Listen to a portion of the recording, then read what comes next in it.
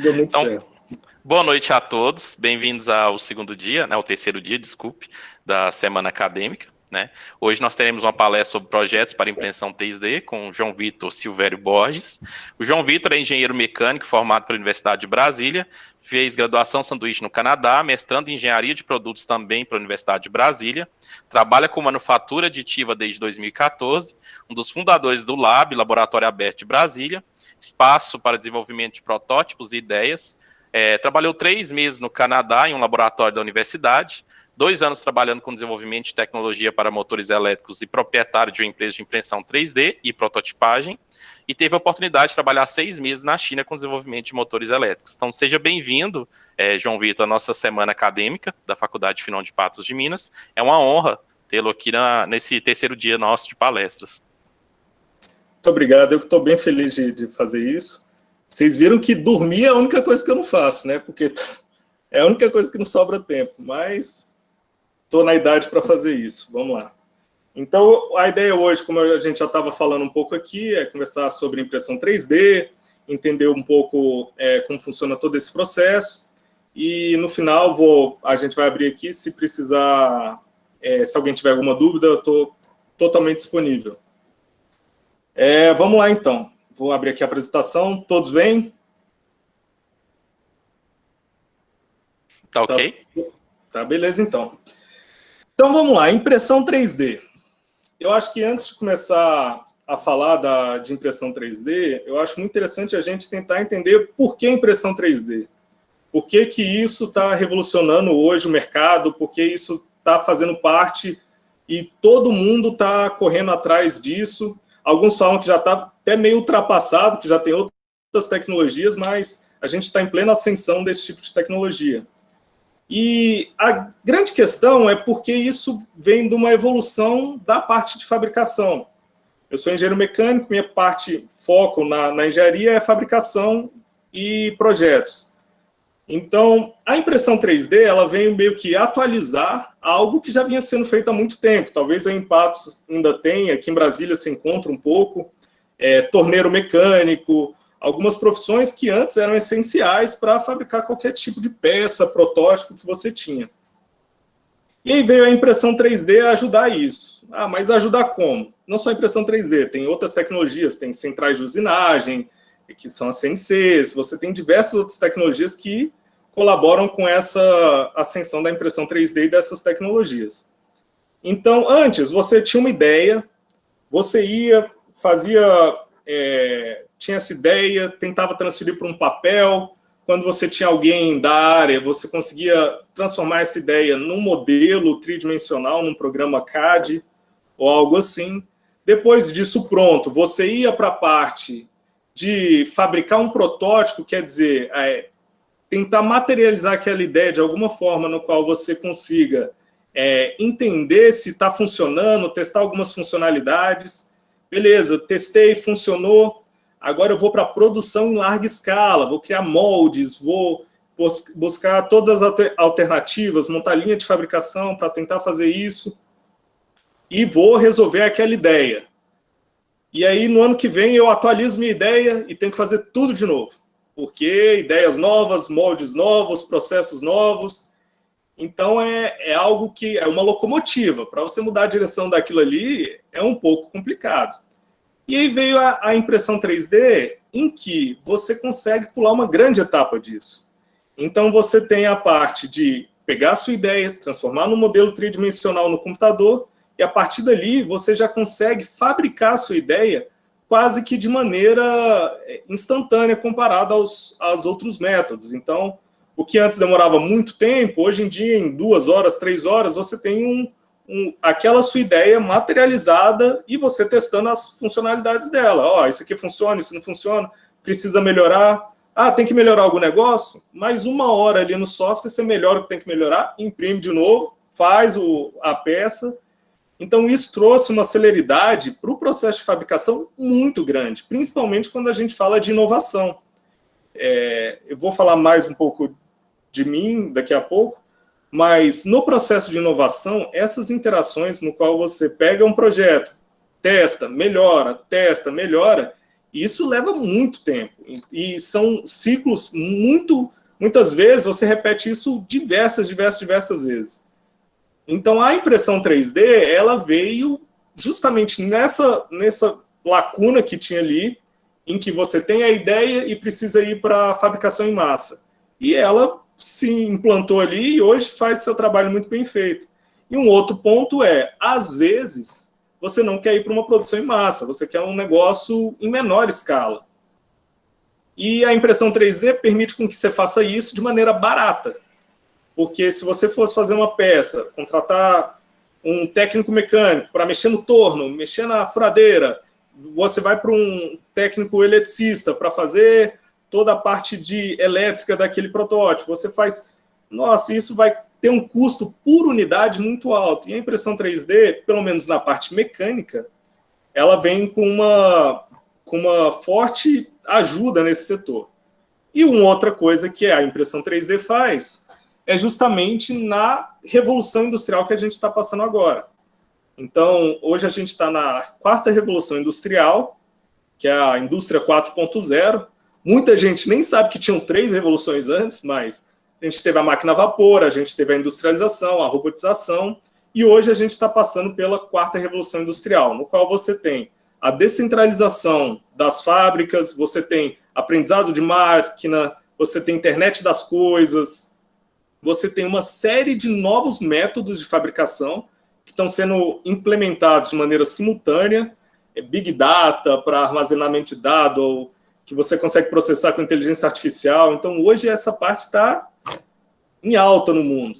E a impressão 3D vem também com essa ajuda na parte de descentralização das fábricas. Não só a impressão 3D, aqui a gente fala impressão 3D de uma maneira mais genérica, mas tem a manufatura aditiva, que é toda a fabricação que você adiciona material, ela vem para contribuir junto com toda a parte de máquinas meio que robotizadas, que são centrais de usinagem, você tem CNC de circuito impresso, você tem toda essa parte em que você consegue hoje descentralizar.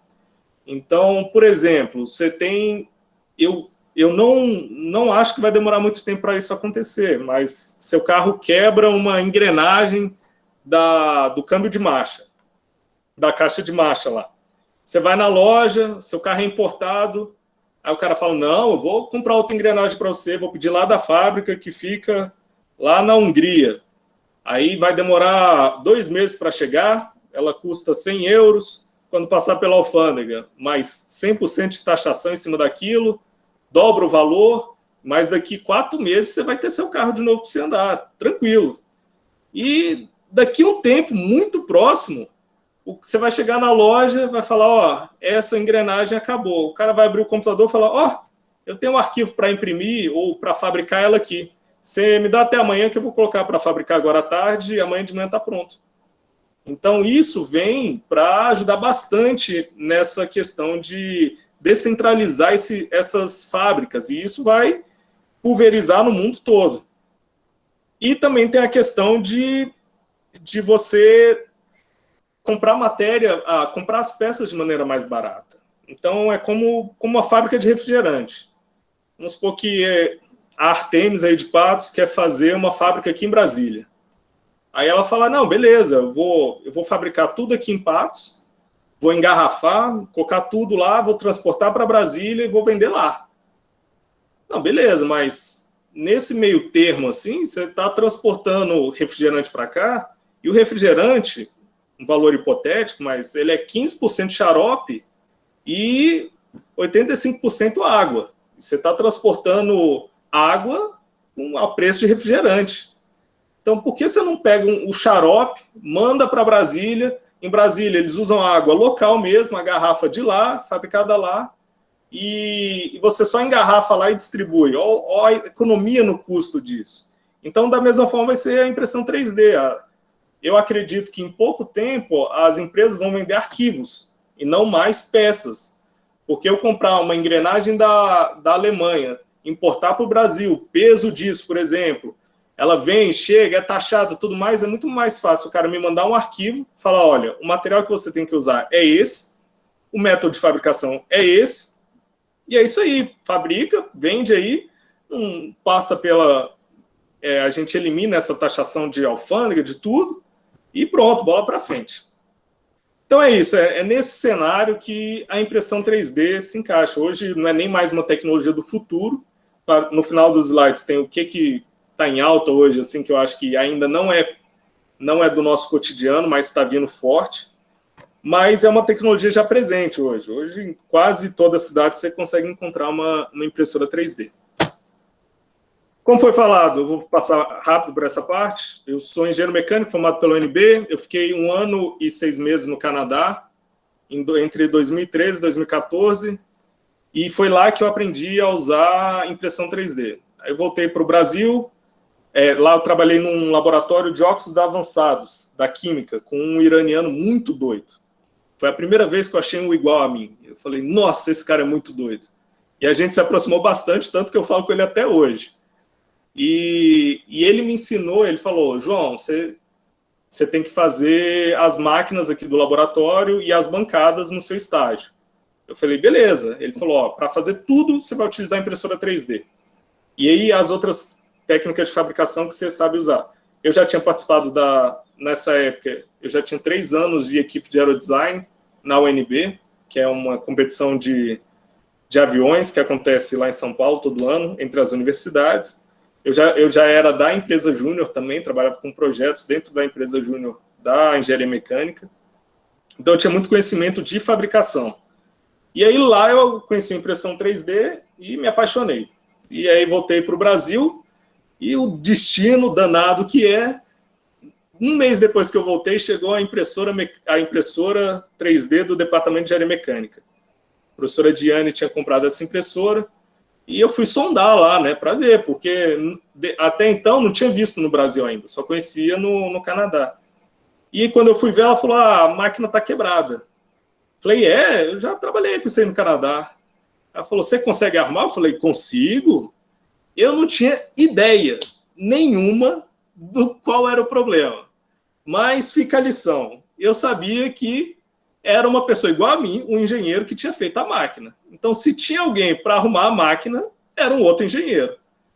Então, eu torci para ser mecânico o problema, e não elétrico, mas se fosse elétrico, eu estava dentro da universidade. Eu ia bater na porta de todos os professores até achar uma solução. Aí, felizmente, foi um problema mecânico mesmo da máquina, arrumei a máquina e acabei trabalhando, ficando como meio que guardião dessa máquina lá e ajudando em todos os projetos durante 1 ano e pouco.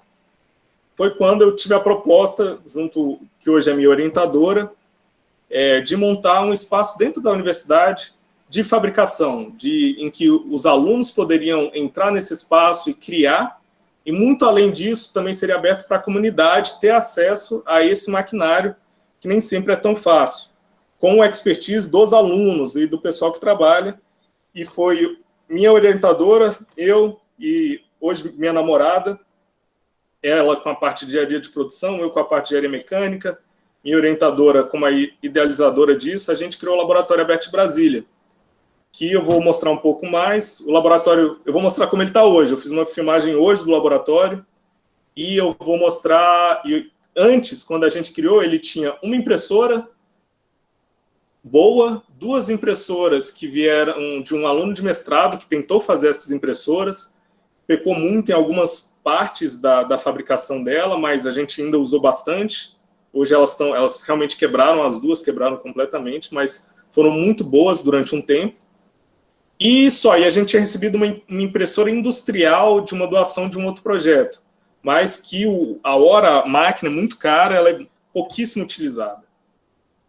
E aí nisso eu voltei para o Brasil, montei esse laboratório, voltei para o Canadá, trabalhei mais 3 meses com esse professor lá no Canadá, voltei para o Brasil e aí eu fui convidado para trabalhar com motores, tecnologia para motores. Então, trabalho há 3 anos numa empresa em que a gente desenvolve motores elétricos de alta eficiência de pequeno porte. Então, a gente pega motores de indução que tem baixíssima eficiência, de 35%, de 40%, motores monofásicos de indução, e a gente consegue levar essa eficiência para até 80%, a gente já conseguiu colocar 85% no mesmo motor, mudando só o conceito de funcionamento dele. Então, e aí foi nessa que eu morei na China, porque a fábrica nossa é na China, desses motores, do nosso parceiro. Então, morei 3 meses na China, voltei para cá, depois fui mais 2 meses, voltei para cá, depois fui mais 1 mês e pouco para finalizar o projeto.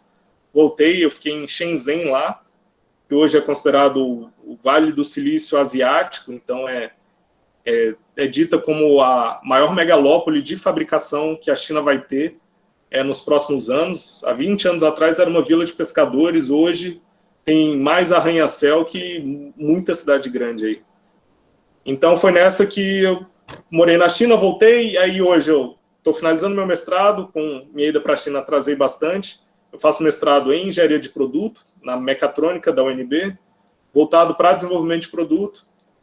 E é isso, mas chega de falar de mim, vamos falar do que é bom do Laboratório Aberto de Brasília, que esse sim é um lugar bom.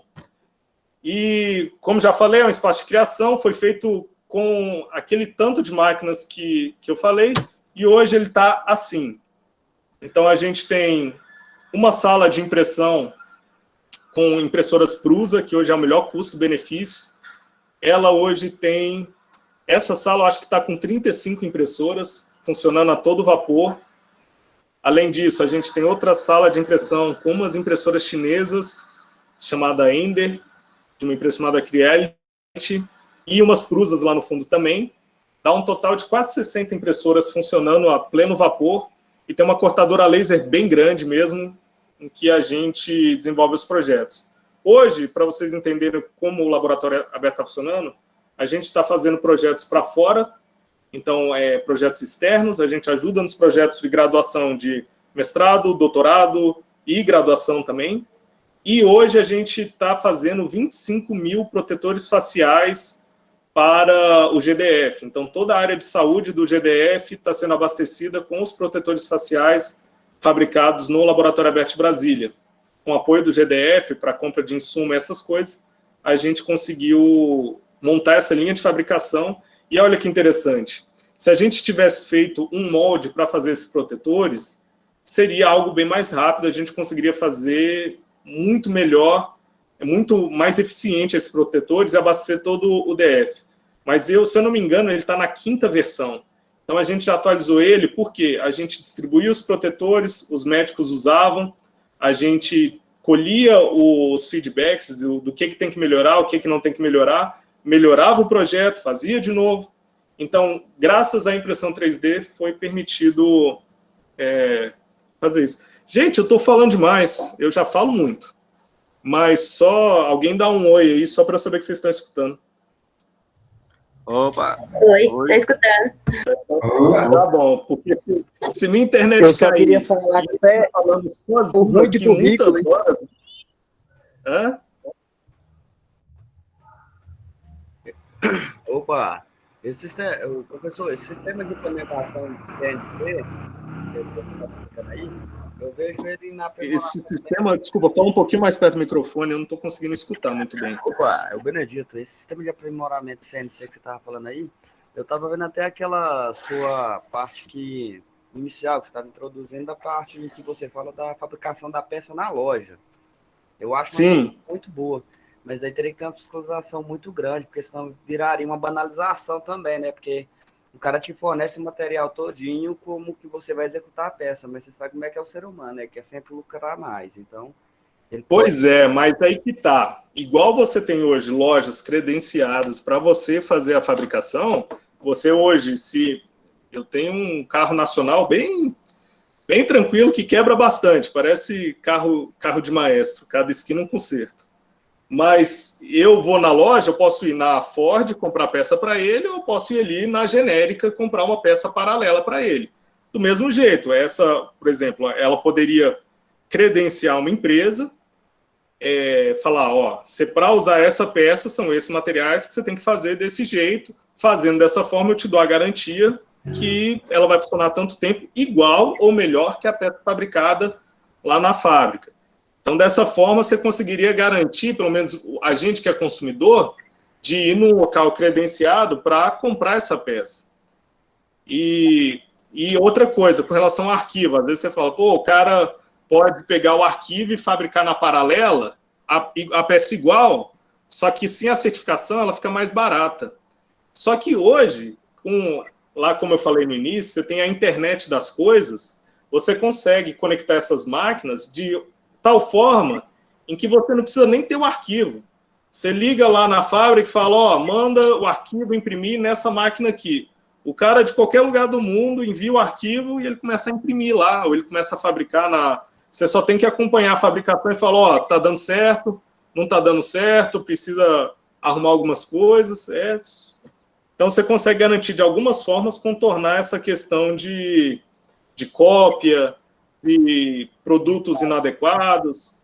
Tudo isso passa por alguns processos em que você consegue também, né? ir arredondando essas coisas. Eu estou fazendo alguns estudos de projeto de um modelo de CNC, com material com a empresa onde eu trabalho. Daí tem uns equipamentos que são matrizes que são utilizadas para fazer um fertilizante. Só porque o trabalho dela de limpeza geralmente é 100% manual, com intervenção de equipamentos muito rústicos. E eu estava fazendo um estudo para poder ver se eu faço um equipamento. Eu já estou mexendo juntamente com um colega meu com isso, e programar um equipamento para poder fazer a limpeza, escanear a matriz e, como se fosse um sistema mesmo de CNC, fazer um escaneamento da peça toda, e em cima desse escaneamento com sensores, fazer a limpeza dela, tanto externo como interno. Sim, eu teria que entender melhor essa questão de matriz, como funciona, mas talvez seja interessante você pesquisar um negócio chamado visão computacional, que é a parte de reconhecimento de imagem. Então, hoje você tem métodos e meios de fazer essa parte de passar uma câmera pela peça e tudo mais, e ele consegue identificar o que é peça, o que é sujeira, o que é produto, até mesmo com filtros infravermelhos, alguma coisa assim, e aí você consegue tomar as medidas necessárias depois de fazer esse reconhecimento.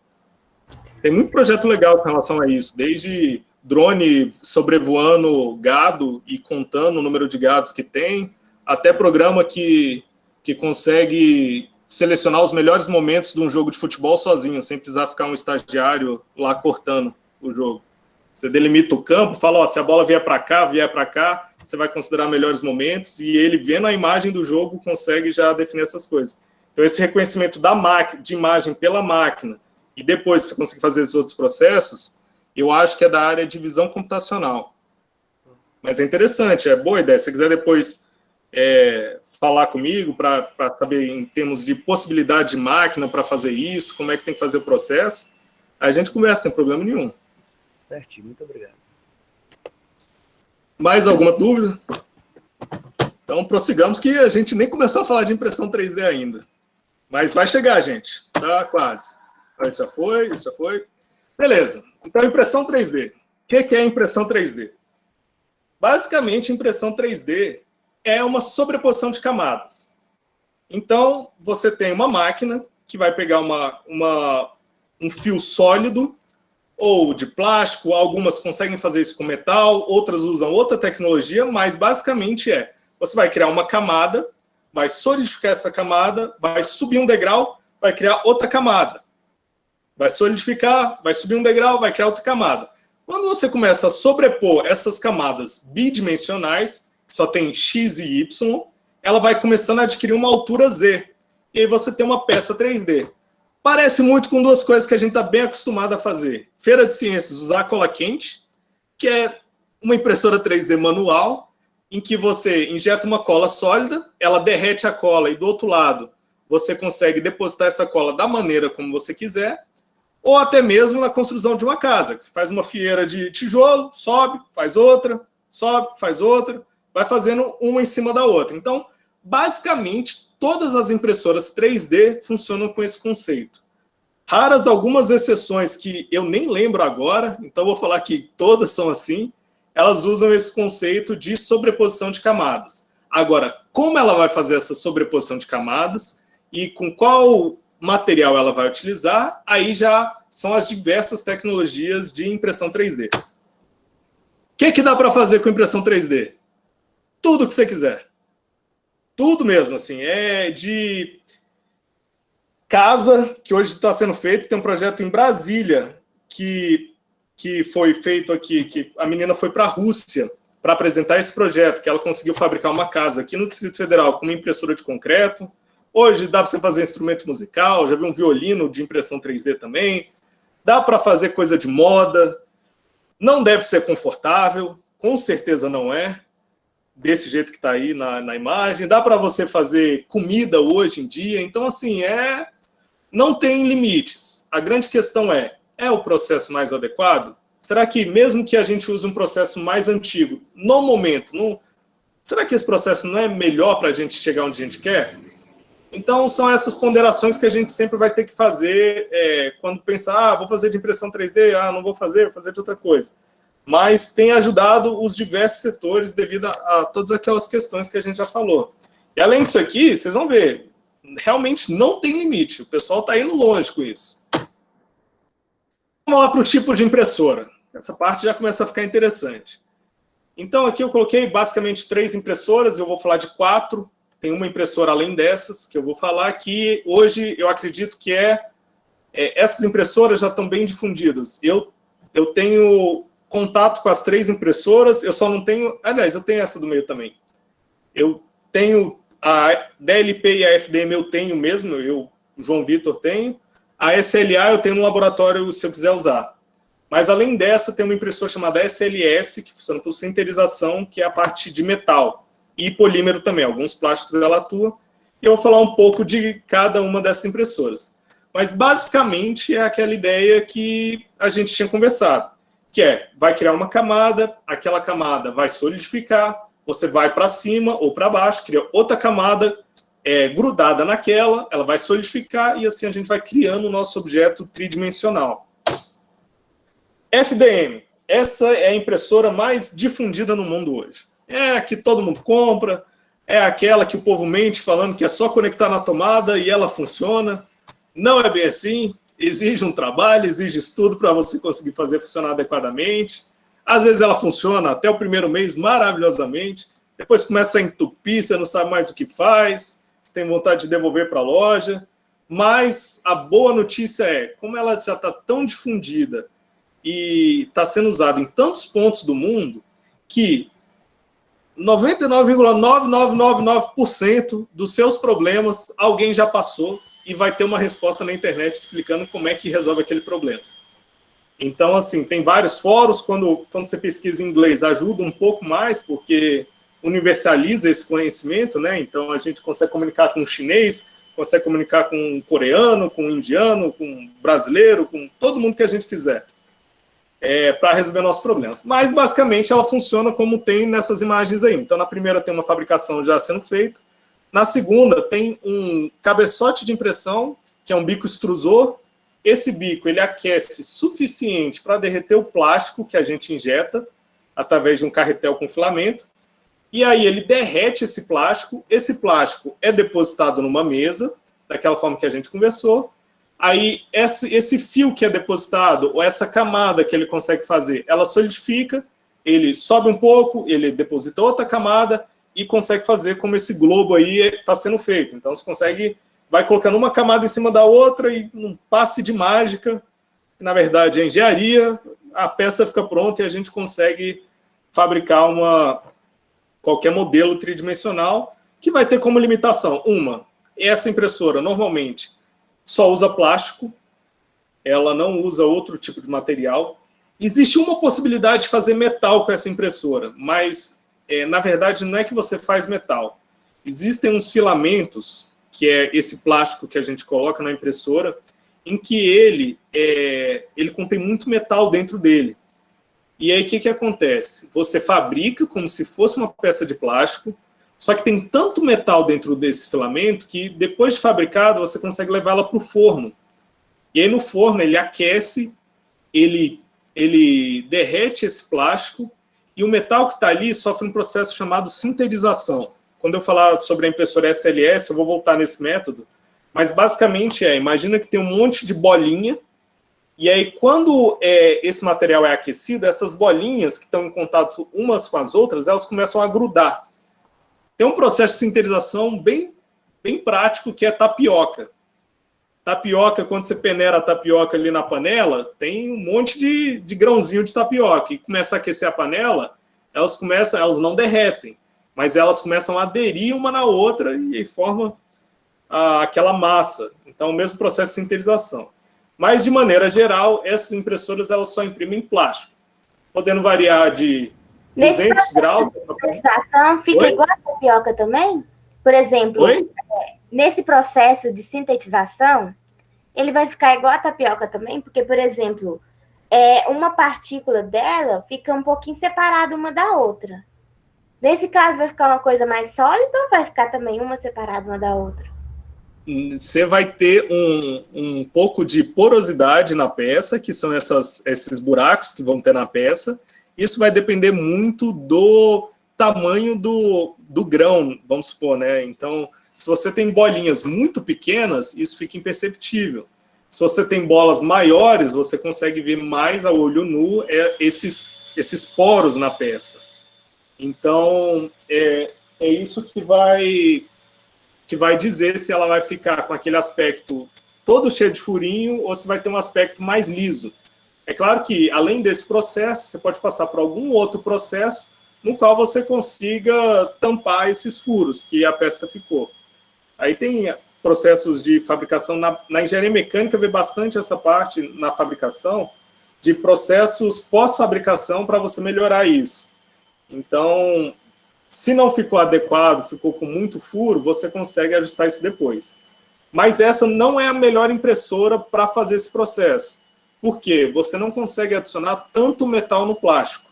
O que isso quer dizer? Quando você aquecer a peça, a maior parte dela vai ser plástico.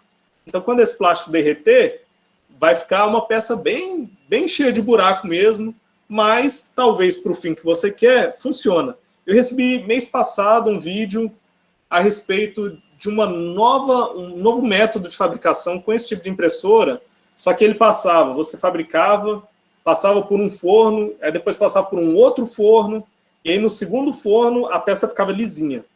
Mas era um filamento especial, feito na China, você teria que ter a impressora, e além da impressora ter os fornos que ela fala que você tem que usar com as temperaturas bem certinhas.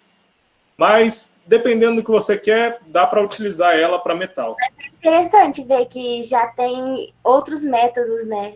Ainda bem distante, mas já tem. E assim, a gente vai ver o que acontece. Hoje, como eu tinha falado um pouco antes, a parte que eu acho que está mais em alta é justamente essa que você está falando, que é fabricar peças de metal com impressão 3D. E a patente disso, ela venceu, né? Porque a patente tem um prazo estipulado. Se eu não me engano, a pioneira nessas impressoras foi uma empresa chamada Stratasys, e aí depois tem a Ultimaker também, tem algumas outras fabricantes que conseguiram fazer essas pioneiras. Quando a patente caiu, todo mundo conseguiu utilizar daquela tecnologia para fazer impressoras baratas. E assim está acontecendo com a de metal. Se eu não me engano, eu não estou lembrado ao certo, mas eu acho que em 2014, essas impressoras, a patente venceu. E aí todas as empresas podem fazer tecnologia semelhante sem ter que pagar o royalty, o que barateia muito, muito, muito mesmo o preço. E hoje já é possível comprar uma impressora de metal de bancada, o que antes não era possível. Ainda é caro? Você vai gastar, tem umas de $20 mil, $30 mil, enquanto uma impressora dessa você gasta $100 para comprar uma chinesa. Então é muito barata. Mas vai chegar um ponto em que essas impressoras de metal também serão baratas. E não vai demorar muito não. Já já a gente vai ter esse tipo de tecnologia acessível nas universidades. A gente tentou comprar 2 vezes na UNB, mas confesso que o preço não deu muito certo, não. Mas uma hora vai dar certo. A gente está no caminho de tentar conseguir mais recurso e a tecnologia está ficando mais barata. Então, uma hora vai coincidir aí. O tecnológico está grande, né? Toda hora está fazendo uma coisa diferente, os outros vai ficando arcaico e vai avançando cada vez mais. Isso é verdade. Assim, a evolução tecnológica que a gente está hoje tem coisa... Existe uma matéria muito interessante chamada futurismo. eu já participei de uns workshops disso, e assim, você assiste e você fala, nossa, o cara apresenta uma ideia lá, você fala, não, mas isso aí vai demorar uns 20 anos para ficar pronto. Aí ele passa o slide, aí está sendo implementado hoje já, e você não tem nem ideia. Aí, assim, isso não é uma ideia, não, são diversas coisas que a gente nem imagina, já estão sendo testadas, já estão sendo utilizadas. É claro que isso demora um pouco mais para chegar até a gente mesmo, assim, mas uma hora vai chegar, e quando chegar, aí ninguém segura mais. O desenvolvimento é muito mais rápido. Mas a produção de tecnologia hoje é muito grande. Vou passar o slide, porque está me dando um pouco de agonia ficar vendo esse globo sendo feito aí. Vamos lá, essa é a mais legal de todas. E olha essa torre sendo feita. Isso é maravilhoso, isso é tecnologia, engenharia pura. O que é isso? É uma impressora chamada SLA. O que consiste essa impressora? Existe uma piscina ali com uma resina. E essa resina ela é sensível a uma determinada faixa de luz. Normalmente é um ultravioleta. E aí o que acontece? Tem um laser lá embaixo, na segunda imagem a gente vê bem claro isso. Esse laser, ele entra em contato com a resina e ele solidifica aquela parte. Então, essa mesa preta que a gente está vendo na segunda imagem, ela encosta lá embaixo, bem pertinho do laser, deixando uma fina camada. O laser passa, solidifica a camada na mesa preta. Quando ela sobe um pouquinho, ela abaixa de novo, cria outra camada fininha. Agora, entre a camada anterior e a nova camada, solidifica e assim vai conseguindo fazer uma peça do líquido. Isso é muito, muito interessante. É uma tecnologia hoje que já está bem difundida. Existe uma empresa chamada Formlabs, que tem essas máquinas, a patente eu acho que era deles, eles foram pioneiros nessa tecnologia, mas é muito, muito interessante. Com essa tecnologia, a gente consegue uma precisão muito maior que a anterior. Então, com a anterior, quando a gente estava falando de camadas de, no mínimo, 0,07 milímetros, essa aqui a gente vai 0,05 milímetros, 0,02 milímetros, a gente nem consegue ver as linhas na peça, com isso a gente consegue fazer muito mais detalhes e a gente consegue produzir bastante coisa aqui que na outra já ficava um pouco inviável, algumas características na peça. Lá na empresa de motores, eu comprei não dessa, eu comprei da próxima tecnologia, mas eu precisei comprar uma de resina, porque tinha um componente que a gente tinha patente e que a gente fabricou, em que a gente mandava fazer lá na China. Aí ia para a indústria, demorava, isso dentro da China, a gente pedia, demorava mais de uma semana para a peça chegar na fábrica, a gente testar, falar, não, ainda não está certo, arrumava o desenho tudo. Aí eu fui numa feira que estava tendo lá embaixo do prédio, e aí tinha uma empresa que vendia essa impressora aqui. Aí eu falei, quer saber? Quanto custa? Na época, custava, sei lá, R$800. Aí eu liguei para o dono da empresa e falei, ó, a impressora custa R$800, eu vou comprar aqui, você me reembolsa, porque isso vai adiantar o processo muito. Então, enquanto demorava uma semana para a peça chegar, a gente conseguia fazer 4, 5 peças num dia, peças diferentes, assim, ó. Não deu, acertamos, é essa que dá. Aí a gente mandava para a fábrica e falava, ó, faz tantas peças dessa e manda para a gente que agora está o modelo certinho. Então, essa tecnologia, hoje, ela está sendo muito utilizada. E muito mais que essa tecnologia, está sendo utilizada essa tecnologia aqui, que é bem semelhante. Eu tenho 2 impressoras dessa aqui e salvaram bastante um projeto que eu tinha. Essa chama DLP. Qual a diferença dela? Primeiro, qual a semelhança dela com essa impressora SLA? Então, a impressora DLP, ela também vai usar essa tecnologia de luz para a solidificação desse líquido, só que em vez de usar um laser, como é usado aqui nessa segunda imagem, ela vai usar uma tela. E nessa tela, igual uma tela de TV, em vez de produzir os pixels, terem a RGB, igual tem numa TV, que é o vermelho, o azul e o verde, ela vai ter pixels de ultravioleta. E aí ela coloca uma imagem na tela por alguns segundos, tira, criou aquela camada. Ele sobe, faz outra camada de filme, ela projeta outra imagem na tela, e aí a gente conseguiu uma celeridade ainda maior nesse processo anterior. Que enquanto esse processo você ia com laser fazendo ponto a ponto, nesse você coloca uma imagem direto, e aí essa imagem já solidifica toda uma superfície. E aí você muda a altura, faz outra imagem, Então, isso facilitou bastante. E a qualidade de impressão dela é excelente também. A única coisa ruim é que ela cria uns suportes, que se você ver nessa segunda imagem, tem como se fosse um andarilho aí com um caçador, com uma espingarda, e aí você vê que tem umas treliças aí atrás, uns suportes. Isso prejudica um pouco a qualidade da peça, mas é necessário isso para a fabricação. Por quê? Vamos voltar à ideia de impressão. Vou botar um pouco os slides aqui só para explicar essa parte. Beleza, sobreposição de camadas. Eu estou colocando uma linha em cima da outra. Uma linha em cima da outra. Imagina que eu estou construindo uma casa.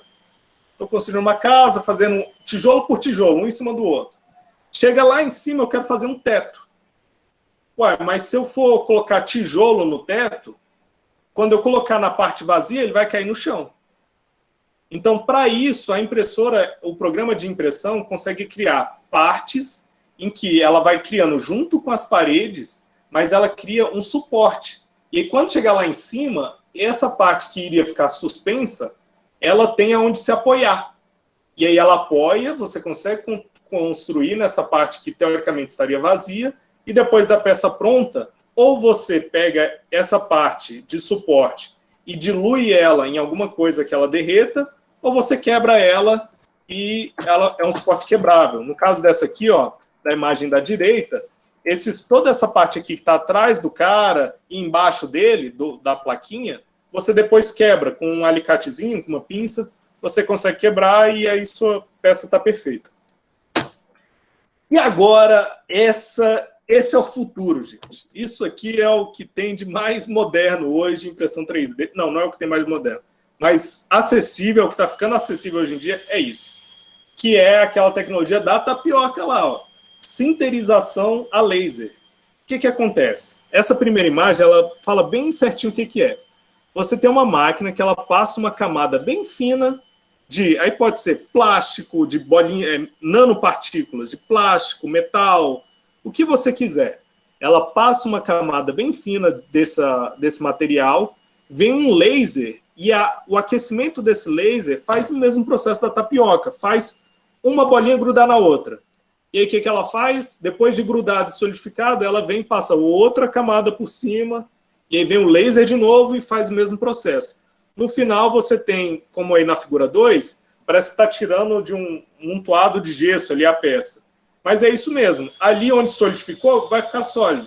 Aonde o laser não passou, continua o pó. Então, você tira a peça de dentro daquilo e você passa um spray de ar, alguma coisa assim, e aí tira todo o material excedente. Isso aqui eu acho que é o grande futuro das impressoras 3D. Já é presente muito local, mas começaram a vir as impressoras de bancadas desse tipo, e eu acho que é algo que não vai demorar muito tempo para a gente ter acesso. E é com isso aqui que a gente consegue as peças de alta resistência. Então, se eu vou fazer uma engrenagem para colocar no meu carro, eu não vou fazer essa engrenagem de plástico. A primeira aquecida que der, vai quebrar. Eu vou fazer uma peça que eu preciso ser de metal, que eu preciso esterilizar com calor, não dá para fazer de plástico. E aí vem essa tecnologia e fala, olha, você consegue fazer com metal. E aqui a gente tem a fabricação dessas peças com metal. Só deixa eu ver. Minha bateria aqui tá ligado. Se a bateria acabar do computador vai ficar ruim, mas tá tudo certo. Aí, então, essa é a tecnologia que eu acho que é o futuro, isso aqui. É o que eu investiria hoje para tentar fazer alguma coisa assim, por mais que hoje seja difícil, mas daqui a um tempo já vai ser possível fabricar algo nesse sentido. Esse laser é um pouco perigoso, às vezes. Então, demanda um certo conhecimento para trabalhar com ele. Então, um laser desse, eu acho que cegar é a coisa mais tranquila que ele faz, mas pode realmente cortar. Aquela cortadora a laser que eu mostrei lá no começo, ela usa um laser de CO2 de 100 watts. Esse laser consegue cortar uma placa de até 15 milímetros de madeira. Ele corta mesmo, ele perfura ela de cima até embaixo. E corta ela, faz qualquer desenho que quiser. Mas essa é a tecnologia que eu acho que está mais em alta no mundo. Então aqui a gente vai fechar essa parte de máquinas. Então isso aqui deu uma noção um pouco das máquinas, como é que a gente faz, quais ferramentas a gente tem acesso para fazer qualquer projeto que a gente quiser relacionado com impressão 3D. Então, a gente tem essas duas primeiras de mais fácil acesso, que é a FDM e a SLA, ou a FDM e a DLP, e tem essa que é um pouco mais industrial ainda, mas já já a gente vai ter contato com elas. Então, essas são as ferramentas que a gente usa. Beleza, com essas ferramentas, mas e aí, João? Eu tenho uma ideia, o que eu faço com essa ideia? Vamos lá. Então, eu desenvolvi um fluxo de trabalho para a gente entender melhor a ideia. Lá no laboratório aberto, a gente tem um lema que é: aqui a gente materializa a sua ideia. Então, como funciona isso? Então, eu tenho uma ideia. Eu quero fazer uma caneca. Tem uma caneca aqui da Kombi. Quero fazer essa caneca. Tá, mas como é a sua caneca? O que ela tem? Como ela vai ser? Então, o primeiro ponto é você pegar essa sua ideia e você transformá-la em requisitos. Olha, a caneca tem que ter tal altura, ela tem que aguentar isso, ela tem que resistir a tal processo, eu tenho que conseguir lavar ela, eu tenho que conseguir colocar ela numa lava-louça que vai aquecer a caneca até tantos graus, ela tem que aguentar um café que eu vou comer junto com pão de queijo, ela tem que fazer tudo isso. Então, para isso, a gente faz os requisitos daquele processo, daquele projeto. Então, com a ideia e os requisitos do projeto, chega a hora de modelar o projeto. Aí você pode usar um software de computador nesse momento, você pode usar lápis, caneta, você pode usar diversas formas no qual você consiga pegar o que tem na sua cabeça e transformar em algo que você consiga visualizar.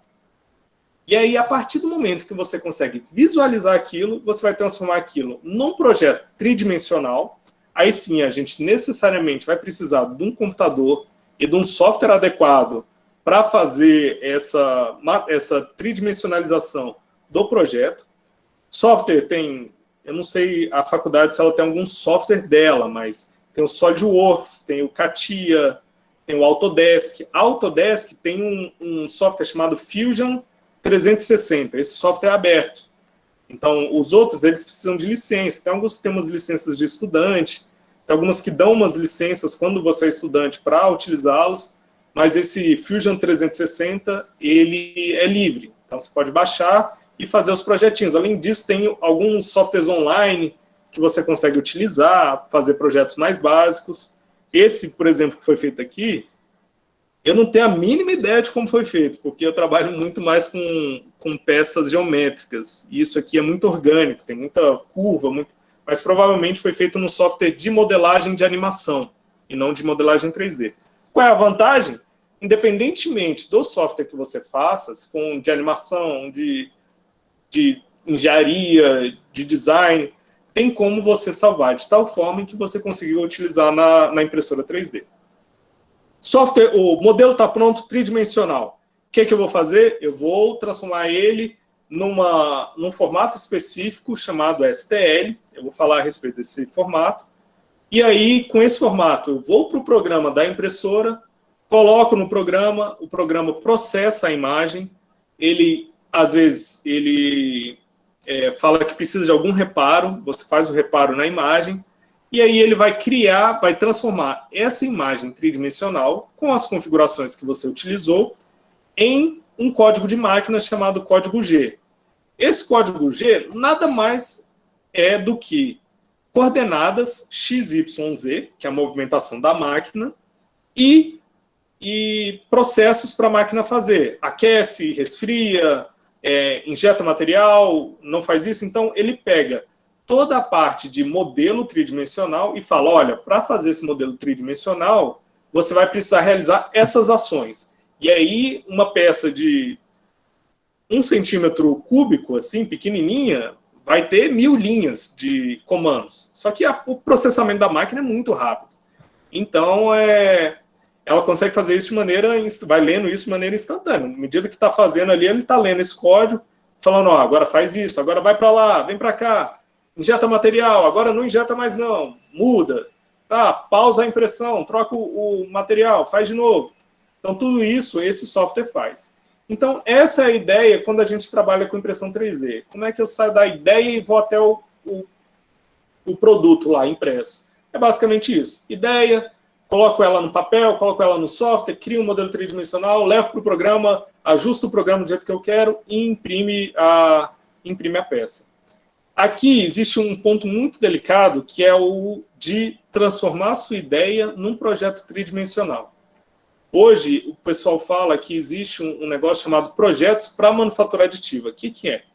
Quando eu vou fazer, essa é a minha área de atuação. Basicamente, em todos os lugares onde eu estou, eu mexo muito com fabricação, mas minha área foco mesmo é design para manufatura aditiva. O que é? Quando eu vou desenhar uma peça ou modelar uma peça, eu já modelo ela sabendo que eu vou utilizar aquela ferramenta para fabricar, no caso, uma impressora 3D. Então, eu modelo a peça de tal forma em que a fabricação vai ser muito facilitada. Então, eu uso ângulos específicos, eu uso posicionamentos específicos da modelagem para facilitar toda essa parte. E isso meu projeto de mestrado tem muito dessa parte, que é o quão pode-se trabalhar no processo de modelagem para facilitar a fabricação depois. Então, eu bato bastante nessa tecla. Às vezes vem um projeto para mim, eu tenho que fazer, e eu falo, pô, você tem acesso ao projeto? A pessoa, tenho sim. Eu falei, então faz o seguinte, às vezes é um bonequinho assim, eu falo, levanta o braço do boneco que vai me ajudar muito, assim, vai facilitar todo o processo. Porque o ângulo que vai atingir vai ser melhor, não vou precisar criar suporte, a qualidade vai ficar bem melhor.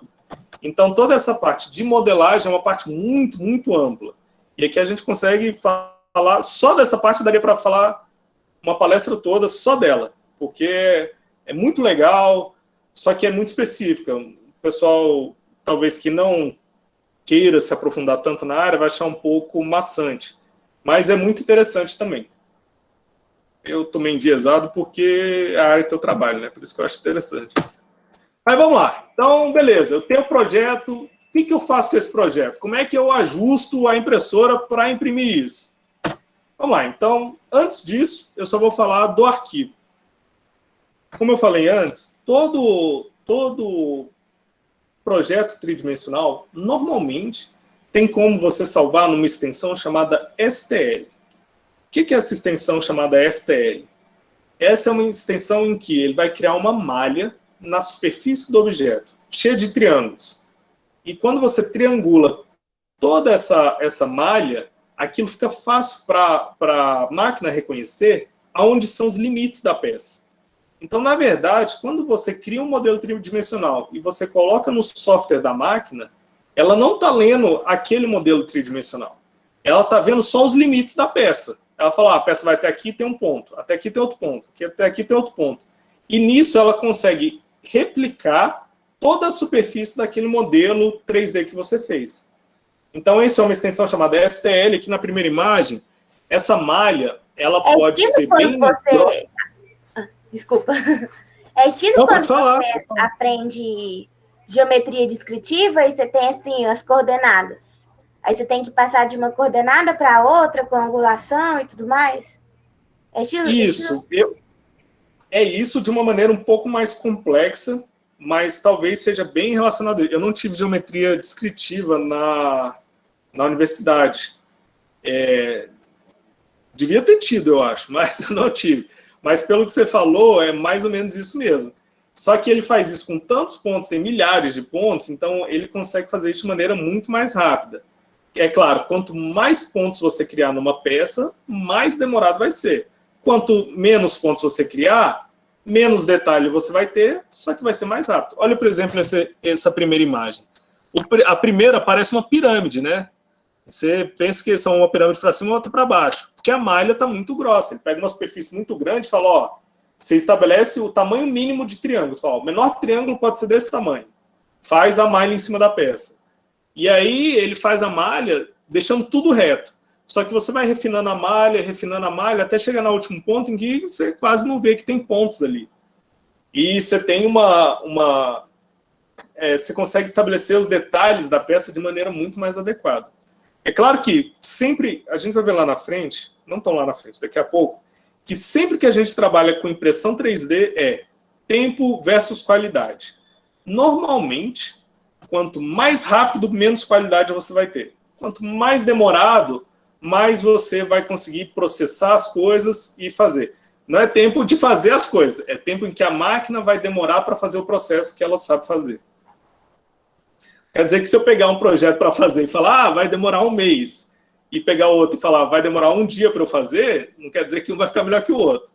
Mas às vezes, para a máquina, falar, a máquina, depois que eu faço o projeto, ela estima que vai demorar 20 horas para construir uma coisa, e o outro, ela fala que vai demorar 1 hora para fazer a mesma peça, normalmente, essa peça de 1 hora vai ter uma qualidade bem reduzida em relação à peça de 20 horas. Uma dessas coisas é essa simplificação que ela faz na superfície. Você cria uma malha muito grossa, ela vai conseguir pegar poucos detalhes e a qualidade da peça no final fica um pouco questionável. Então, entendendo que o programa de impressão 3D e o programa de uma impressora, ele vai reconhecer somente a superfície daquela peça, beleza, e aí, o que eu faço? Mas a superfície vai ser uma peça oca? Não, não vai ser uma peça oca. Muito boa pergunta. A gente consegue, no próprio programa de impressão 3D, a gente consegue estabelecer como vai ser o preenchimento daquilo. E não só estabelecer como vai ser o preenchimento daquilo, como qual é a densidade que vai ter aquela peça. Então, entre a peça oca, em que ela vai ter só uma camada de fora, vai ser totalmente sem nada por dentro, e uma peça sólida, que é totalmente preenchida, não tem um vazio dentro, a gente consegue variar de 0 a 100% desse preenchimento. E não só variar o preenchimento, ou a quantidade de matéria que tem ali dentro, como a gente consegue variar o tipo de preenchimento que aquilo vai ter. Então, com isso, a gente consegue dar características totalmente diferentes para a peça. Então, às vezes, uma peça que resistia pouco, ela está muito oca por dentro, está com 20% de preenchimento, eu vou aumentar o preenchimento, eu vou colocar mais matéria aqui dentro, eu vou criar mais pontos de contato dentro da peça, ela vai ficar mais sólida. Vai melhorar? Às vezes melhora, às vezes não. Eu tenho que sair de um tipo de preenchimento e ir para outro tipo de preenchimento. Então, eu tinha uma coisa reta, não, agora eu vou fazer uma colmeia de abelha, porque eu sei que o hexágono tem uma resistência muito boa.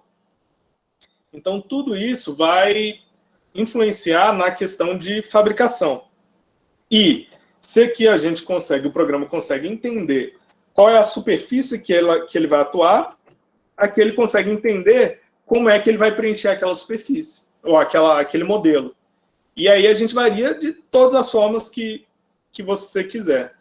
Hoje em dia tem como você variar até o tipo e a densidade durante a fabricação. Você fala, não, aqui na base ele vai ser mais sólido, aí ele vai perder, aí aqui no meio ele vai ter menos material dentro, e aqui em cima ele vai ser completamente oco. Você consegue fazer isso perfeitamente hoje no software de modelagem. Hoje você consegue fazer bastante coisa no software de modelagem, não, desculpa, no software da impressora. Então, assim, essa parte é muito legal. Como é que fica a peça dentro? Fica desse jeito. Na verdade, fica do jeito que você quiser. Ó, olhando por alto, assim, ó, isso são peças com 40% de preenchimento e são tipos diferentes de preenchimento. O que quer dizer? Quando eu cortar a peça, se eu quiser cortar a peça no meio ou tirar uma parte da peça, dentro vai estar desse jeito? Sim, vai estar desse jeito. Exatamente do jeito que você quiser. E isso, para o pessoal de engenharia mecânica, vai dar características para o material de maneira muito específica. Então, se você faz de um jeito ou você faz de outro, a resistência do material, a resistência até mesmo a calor, a resistência à tração, compressão, mudam completamente. Eu vou voltar aqui só para a gente ver, que agora sabendo, mas olha esse globo sendo fabricado. Olha como a parte de dentro dele é toda cheia de quadradinho. O que isso quer dizer? Que o cara falou, ó, você tem que fazer tantas camadas no perímetro dele e dentro ele vai ser com só 10% de preenchimento e um tipo de preenchimento reto linear, que é esse preenchimento aí dele. Então, com isso, a gente economiza material demais. Um globo que ia pesar 1 quilo, tirando a parte de fora, ele vai pesar 20% daquilo que ia pesar. E tem a mesma qualidade. Não a mesma qualidade, mas às vezes tem qualidade suficiente para o que você quer usar, o que ajuda bastante. Um detalhe, esse tipo de preenchimento ele é feito automático para impressoras de FDM, que é essa de plástico. As impressoras de resina, que é aquela líquida, e as SLS, que são as de sinterização de metal, isso dá para ser feito, mas tem que ser feito lá na parte de modelagem do que você quer. Caso contrário, ela vai fazer sólida a peça. Esse já foi. Aqui a gente vai trabalhar também nas impressoras 3D. Às vezes você fala, pô, essa impressão tá boa. Essa outra impressão tá horrível. O que aconteceu? É como eu falei lá no começo. A gente consegue variar essa camada muito. E quanto pensa numa peça tridimensional, o que o programa vai fazer no final quando ele vai construir? Ele vai cortar essa peça em diversas camadas. Ah, mas qual é a altura dessa camada que ele vai cortar? Aí você que vai estabelecer. Quanto mais fina essa camada, mais detalhes você vai ter na peça. Quanto mais grossa, menos detalhes você vai ter. E são a sobreposição dessas camadas que vai fazer sua peça 3D. Então, na imagem da esquerda, a gente vê 3 peças iguais. É o mesmo modelo. Qual a diferença? Na mais da esquerda, ele usou uma camada muito grossa. Na mais de cima, ele usou uma camada mediana. E na lateral, ele usou uma camada muito fina, que a gente nem consegue ver o degrau ali, né? Mas ele existe. Se a gente ampliar bastante a imagem, a gente consegue ver esse degrau. Enquanto na da esquerda fica muito nítido. Então, basicamente, agora falando de maneira bem genérica mesmo, como é que a gente... eu comprei uma impressora, eu quero fabricar. Quais parâmetros, quais coisas eu consigo alterar na impressão para saber se ela faz com mais qualidade ou se ela faz com menos qualidade? Basicamente é altura de camada e velocidade de impressão. Quanto mais devagar, a tendência é fazer algo de mais qualidade. Quanto mais rápido, a tendência é fazer algo de menos qualidade. Quanto mais alta essas camadas que você vai colocar uma em cima da outra, mais pior é a qualidade. Quanto mais fina essas camadas, melhor é a qualidade. E aí isso a gente esbarra diretamente nesse gráfico que exemplifica bastante um projeto de impressão 3D. É qualidade versus tempo. Normalmente, impressoras que fazem muito rápido o processo, eles pedem um pouco de qualidade, até mesmo porque a gente está derretendo o material, esse material está indo para uma superfície que está numa temperatura menor, e ali a gente está criando uma linha ou uma superfície. Se a gente vai fazer uma camada em cima dessa anterior, e essa camada ainda está mole, ainda está derretida, essa camada de cima vai perder qualidade, ela não vai conseguir apoiar bem. E assim sucessivamente, a gente vai perdendo qualidade durante a peça toda. Agora, se a gente faz numa velocidade em que dá tempo dessa camada de baixo ficar completamente sólida, e ele faz outra camada em cima, ela fica sólida, e assim na peça, a gente vai ter uma qualidade melhor. É claro que isso tudo a gente vai voltar lá naquele ponto de fluxo de trabalho. Qual é o requisito da sua peça? Para que você precisa dessa peça? Às vezes a pessoa chega para mim e fala, João, eu vou fabricar essa peça e depois eu vou lixar, eu vou pintar, eu vou fazer diversos processos de acabamento em que eu vou dar qualidade na superfície dessa peça. O que eu faço? Eu uso a camada maior que eu consigo, porque vai ser um tempo bem menor, porque imagina, se eu pego uma peça e faço camadas de 0,1 milímetros, eu vou precisar de muita camada para conseguir encher um volume grande. Agora, se eu faço 3 vezes esse tamanho, eu faço de 0,3, eu vou precisar 3 vezes menos de tempo para fazer o mesmo volume. Então, nessa ideia, às vezes a gente compensa essa falta de qualidade na impressão com os processos pós-impressão. Mas sempre que a gente estiver trabalhando impressão 3D, a gente vai estar trabalhando com tempo e qualidade. Normalmente, quanto mais rápido a gente fizer as peças, pior vai ser a qualidade. Quanto menos tempo, quanto mais tempo a gente utilizar, a máquina conseguir fazer os procedimentos com mais tranquilidade. Lembra que é um material derretendo. Então, se tem muito material derretendo muito rápido, ele começa a derreter menos, porque não dá tempo, ele vem sólido. Pensa numa cola bastão. Quando ele passa por aquele bico quente, aquele bico que vai derreter, é claro que é quase de forma instantânea o material, mas mesmo assim existe um tempo ali. E dependendo da velocidade que passa a cola dentro da cola bastão, dentro da pistola de cola bastão, ele não consegue derreter, vai perdendo qualidade. Da mesma forma, a impressão 3D. Na parte de resina e de sinterização, que é a parte de laser, isso é um pouco mais tranquilo. Isso é feito de forma muito mais rápida, até porque a gente não trabalha com calor em si, a gente trabalha na de resina com sensibilidade à luz, então ela solta um raio ultravioleta, e não é o calor, mas sim a frequência da luz que vai solidificar aquilo, e na de sintetização é muito rápido, então, e é bem pontual, então o resfriamento é feito muito mais rápido também. Agora, na parte de plástico, isso aqui é fundamental a gente entender. Alguém tem alguma dúvida com relação a ter um projeto, parâmetros, como é que a gente faz para fabricar? O pessoal da engenharia elétrica tem alguma dúvida com relação à parte elétrica de uma impressora, alguma coisa assim? Há projetos de engenharia elétrica que hoje estão sendo feitos com impressão 3D. Alguém quer saber alguma coisa assim? Tem alguma dúvida? Senão a gente continua.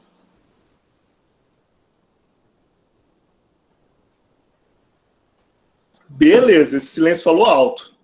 Então vamos continuar. Mas vocês estão ouvindo, né? Tá bem explicado aí, tá sendo bem bom aí. Então vamos lá. Então agora chegou a parte legal da palestra. Toda slide eu falo isso, né? Mas agora, deixa eu ver, a gente vai ver o que é o futuro, o que está acontecendo aí. O que tem hoje no mundo sendo feito, o que está sendo feito aí mesmo, e que a gente acha que às vezes está muito longe, mas já está muito perto. Então vamos começar com uma coisa que eu vi acontecendo aqui em Brasília. Eu conheço uma menina que fez um projeto chamado Inova House aqui em Brasília. Muito bom projeto.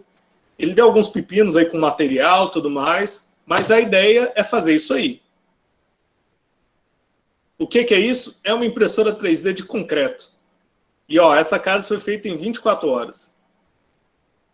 E custa $4.000. Convertendo para o real dá uns R$200 mil, mas vai chegar no preço bom. E assim, isso aqui é um negócio que até no Brasil a gente já conseguiu fazer algo similar a isso. Foi feito no entorno de Brasília, tem uma empresa em São Paulo, eu acho que foi a primeira a fazer, ou no Sul, agora eu não estou lembrado certo o lugar. Mas qual é a grande ideia disso aqui? Você vai para áreas de vulnerabilidade, vai para áreas que você não tem estrutura nem para levar, às vezes, material, você leva só o concreto e utiliza os próprios materiais lá para fazer isso. E aí, com isso, você consegue construir uma casa adequada, resistente, para aquelas pessoas lá. E aí eu vou deixar passando mais um pouco o vídeo aí. Essa parte que fala mais as pessoas, depois eu vou um pouquinho para frente para mostrar a casa. Beleza, qual é a ideia? Você tem impressoras de concreto, impressoras gigantes, né? E essa impressora conseguiria fazer uma casa em 24 horas. Na Rússia eles conseguiram fazer, acho que até menos de 24 horas, uma casa de 2 cômodos. E aí você tem essa parte de concreto, no qual você deposita o concreto, a mesma coisa, a mesma ideia. Faz uma camada de concreto, aquele concreto solidifica, você faz outra camada em cima, outra camada em cima. Um dos problemas disso aqui é justamente o concreto. Não é a impressão 3D. A impressora 3D de concreto, essa impressora gigante, é fácil. É você pegar uma impressora pequena e aumentar a escala dela, colocar ela do tamanho de uma casa. A parte difícil é você desenvolver um concreto que ele consiga solidificar rápido. E não só solidificar rápido. Dentro da máquina ele tem que estar líquido ou pastoso, e quando ele chegar na superfície ele tem que solidificar. Então, na verdade, isso é um dos grandes empecilhos que tem esse projeto. No Brasil tem um agravante ainda, que é o calor. Esse concreto, para o calor, talvez seja mais difícil ainda de você conseguir esse processo. Na Rússia, é fácil. No Canadá, é tranquilo. Lá onde eu morava no Canadá, eu peguei menos 54 de temperatura. Pô, menos 54, você congela a água instantaneamente. Você faz um negócio líquido, a água congela, mantém aquilo até ele secar, e aí você consegue fazer o resto do processo tranquilamente. Agora, no Brasil, que a gente tem 30 graus, 32 graus, 40 graus, vapor em excesso, umidade em excesso, pô, é um desafio muito, muito grande conseguir fazer um concreto de rápida secagem assim. E é isso. Isso já está sendo feito no mundo. Muito legal isso aqui. Agora, essa também é fantástica. Eu que sou de engenharia mecânica, isso aqui foi feito simplesmente na maior impressora do mundo. O que eles fizeram? Eles fizeram um barco em 3 dias. Eles, do zero, fabricaram um barco de plástico. É uma impressora de plástico gigante. A fabricação foi só a estrutura? Ou foi tudo? Da estrutura toda do barco. O motor e a parte de elétrica, não. Mas você vai ver toda a estrutura do barco aí, ó, sendo feito do zero. Em time-lapse. Ó. E vai fazendo o barco. Ele foi feito na diagonal. Mas o barco tirou daí, colocou na água, ele boia. Às vezes precisa passar por algum tratamento de tinta, alguma coisa assim. Mas eu acho que ele, pelo jeito que está aí, acabou, foi para a água. Ó, os donos são tão corajosos que ainda entram dentro do barco na água. É aí que é projeto bom.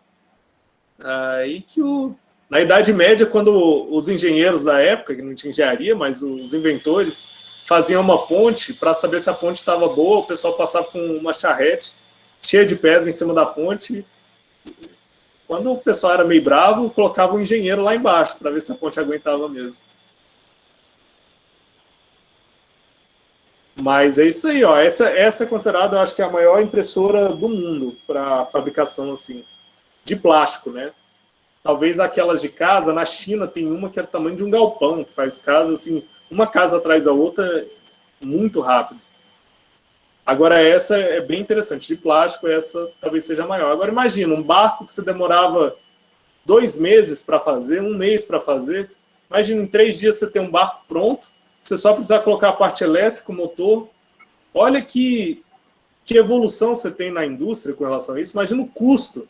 Você pagar pessoas para ficar 2 meses trabalhando, fazendo um projeto, e agora você vai precisar pagar menos pessoas. É claro que isso vai ter um impacto muito grande na economia, mas pagar menos pessoas e por muito menos tempo para conseguir fazer o mesmo projeto. Sem falar no risco de diminuir também, né? Que uma pessoa estando fazendo é tanto sujeito a um corte, alguma coisa, né? Isso. O risco. Tem a questão também da repetição. Quando você faz as coisas manuais, você faz você vai fazer um igual, você não consegue fazer um igual. Ele vai ser semelhante, claro que você tem os modos, você tem tudo.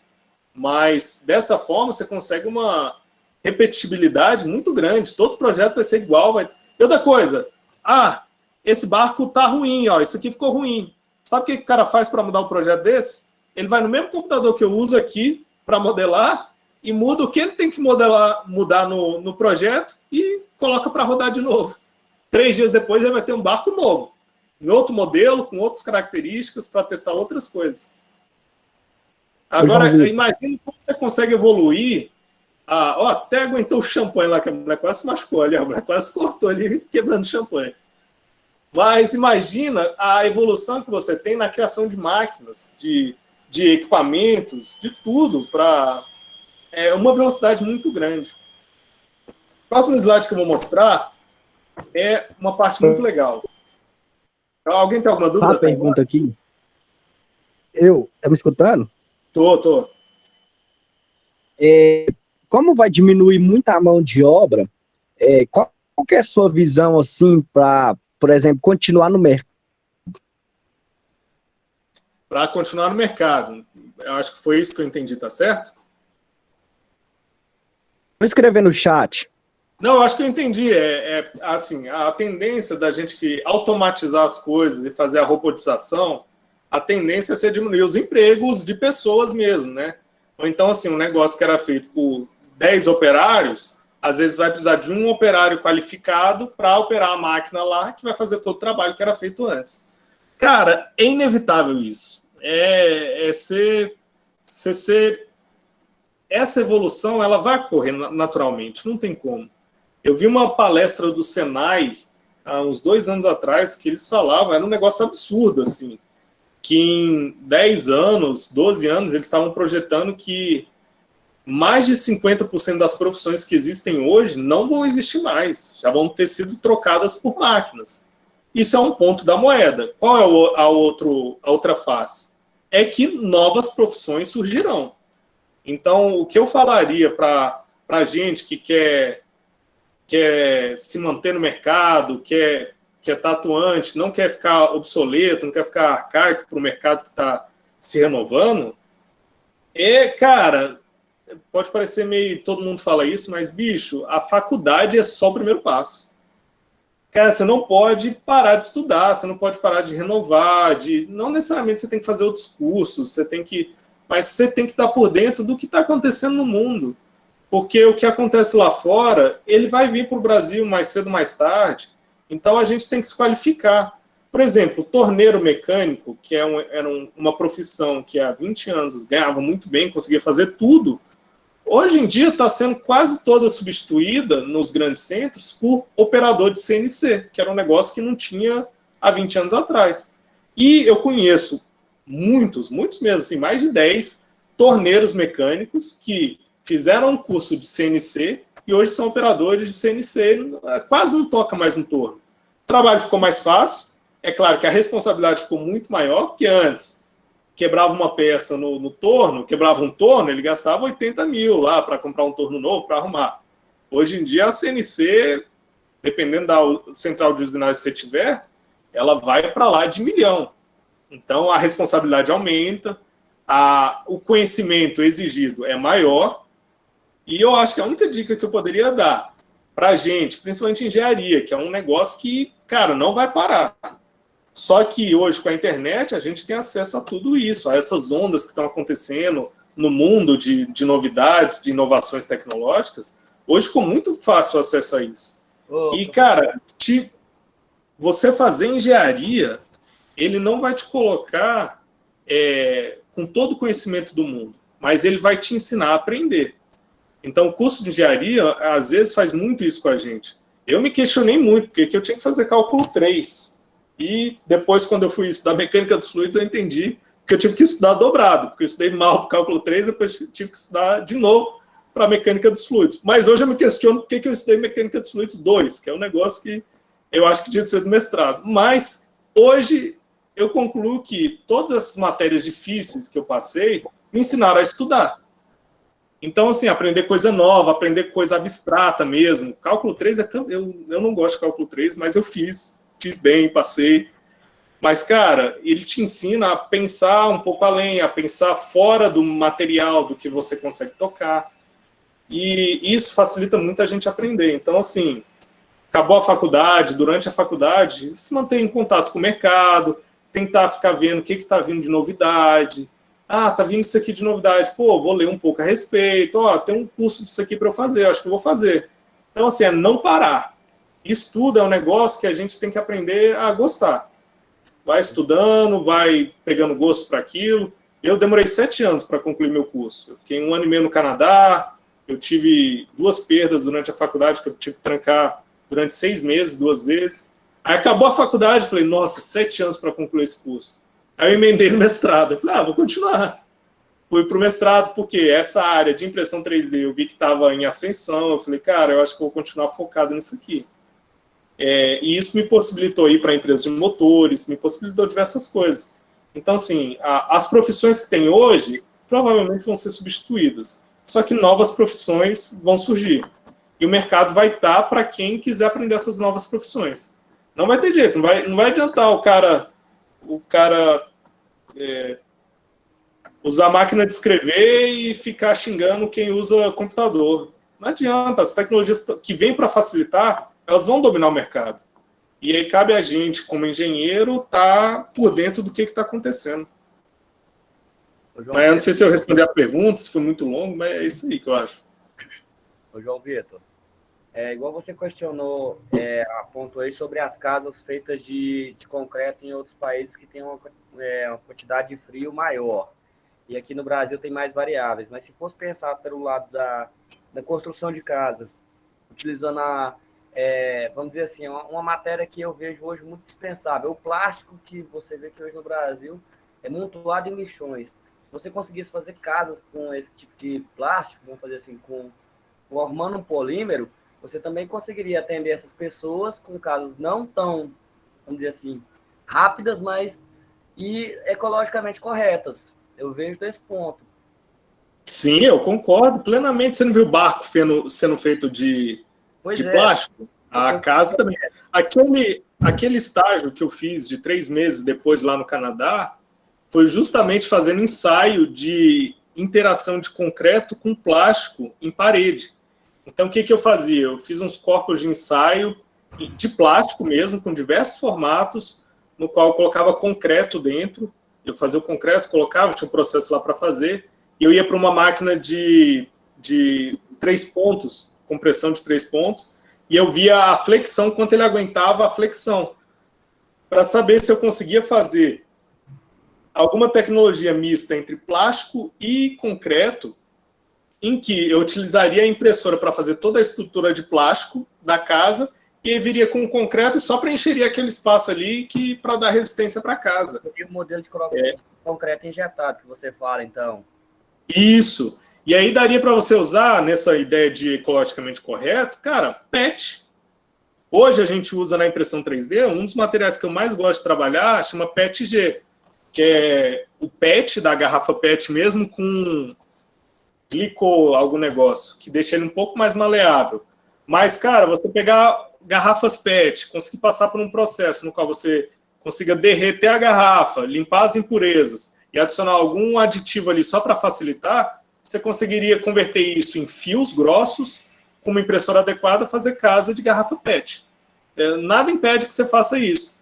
Às vezes você pode falar, beleza, a casa de impressão 3D tem sua vantagem, tem sua desvantagem, às vezes faz placas disso, às vezes usa a impressão 3D só para falar, é viável, mas o processo mais adequado é fazer placas, moldes de placas. Então você consegue caminhar por toda essa área. Você poderia fazer simplesmente também as divisões também, né? Nesse caso. Você E fazer a parte externa de concreto e a de dentro de plástico. Exatamente, só as divisões também. Porque, por exemplo, se você quisesse fazer uma coisa mais segura, porque a gente está no Brasil, né? A gente tem que resolver. Uhum. E fazer esse sistema de divisões de 3D, com material reciclado. O que daria para ser feito? Sim, é possível. E é possível até mesmo fazer na mesma impressora. Você tem 2 bicos extrusores, um para plástico e um para concreto. E aí faz uma linha de plástico, uma linha de plástico dentro, a de concreto por fora. Aí vem por dentro, faz todas as divisórias de plástico, vai por fora, faz a de concreto. Um do lado do outro, assim, caminhando na mesma máquina. Hoje a gente tem máquina com até mais de 2 bicos extrusores. A gente consegue imprimir com mais de um material e diferentes materiais plásticos, assim, por exemplo. Então seria algo que daria para fazer tranquilamente. Não tranquilamente. Quando eu falo tranquilamente, não é que é simples. É muito complexo. Mas em termos de conhecimento para fazer isso, a gente tem acesso a isso. Então, apesar de dar muito trabalho, ser bastante complexo, a gente tem acesso à literatura, acesso a arquivos, a dados em que isso seja possível fazer.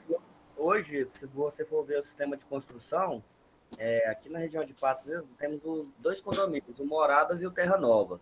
Se você for analisar, o sistema deles é o quê? É concreto, sistema de blocos e concreto injetado. Então, você fazendo uma trama, igual você mostrou os vários modelos de tramas que podem ser feitos, você conseguiria fazer uma trama em que você simplesmente faria ela como suporte e injetaria o concreto para poder fixar. Sim, você faz quase eu acho que o termo para isso é concreto armado que eles fazem. Eles fazem toda uma amarração de metal e aí utiliza concreto ali dentro. E aí a combinação entre o metal e o outro, e o concreto, você cria um compósito, né, que fala que é um material feito de outros 2 materiais que você consegue aproveitar a melhor característica de cada um. Então, meio que você faria toda a amarração de plástico, injetaria o concreto, e aí ele daria a flexibilidade do plástico, mas daria a rigidez do concreto. E aí você consegue um material misto, em que você conseguiria fabricar um negócio interessante. É possível. Porque aí não é fácil, mas é possível. Porque aí, no caso, o concreto ele não teria que ser uma estrutura que precisaria de uma demanda de tempo muito curta para poder enrijecer, né? Então, Não, você coloca o concreto todo de uma vez. E aí deixa ali, às vezes precisa de 2, 3 dias, mas ele está no molde, né? A diferença é que você não vai tirar o molde vai ajudar na estrutura. E o concreto em si, ele já tem a vantagem que quanto mais umidade ele pega, a tendência dele é enrijecer mais. Uhum. Eu acho que porque hoje, se você for ver casas feitas à base de estruturas, De alvenaria tem o reboco. E nesse caso, com o tempo, com a umidade, aquela parte flácida ali de reboco, ele tende a sair. E você teria uma viabilidade muito grande também. Sim, você conseguiria uma durabilidade da superfície nas casas, né? Muito mais resistente à chuva, vento, sol. Exatamente. Muito obrigado. Nada. Gente, esse último aqui, eu coloquei, eu quase. Na verdade, eu cheguei a ser aceito, mas eu não fui, porque eu não tinha bolsa. Mas eu cheguei a ser aceito para fazer, eu ia sair da graduação para o doutorado, no Texas, um lugar chamado San Andres, fazendo osso de impressão 3D. Eu tinha começado um projeto desse na UNB com o pessoal da medicina, hoje em dia até um outro professor não é com impressão 3D, mas é um método mecânico de fabricação, que eles estão tentando desenvolver osso artificial. E lá no Texas, na época, eles estavam fazendo pele, osso, tendão, tudo isso de maneira artificial. Era uma universidade que era patrocinada pela Marinha Americana, infelizmente vinha muito mutilado das guerras, e aí eles estavam trabalhando em todos esses materiais artificiais para conseguir suprir a demanda desse pessoal ou gerar menos impacto das guerras nos soldados e tudo mais. E aí eu cheguei a ser aceito, o professor Teja lá, eu fui para lá, conversei com ele, fiquei uns 2 dias lá no laboratório, aí ele falou, volta para o Brasil, consegue uma bolsa, que o aceite aqui, o que você precisar daqui eu te ofereço, assim, de aceite, da faculdade, de documentação. Acabou que eu optei por fazer o mestrado na UNB, e eu não consegui a bolsa para ir. Minha mãe adoeceu, eu fiquei no Brasil mesmo. Eu falei, agora que eu não saio mesmo, né? Se antes tinha a possibilidade de eu sair, agora que tinha que cuidar da minha mãe, não foi por conta dela, mas assim, pesou também. E minha opção pessoal mesmo de ter ficado no Brasil. Mas a parte de medicina e impressão 3D, talvez seja a parte mais fantástica de impressão 3D que tem hoje. Aí eu deixei essa apresentação aqui, ela tem um pouquinho mais de tempo, ela tem uns 2 minutos, mas ela mostra um pouco da evolução de o que a gente tinha de 2014, 2015 e o que está tendo hoje na parte de medicina. Eu acho que é esse, eu espero ter pegado o negócio certo. Isso aqui é uma impressora é como se fosse um silicone que ela usa.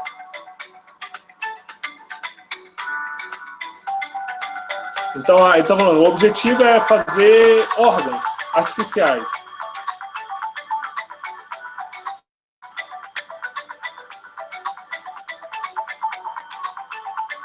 Ó, em 2011 conseguiram imprimir um rim.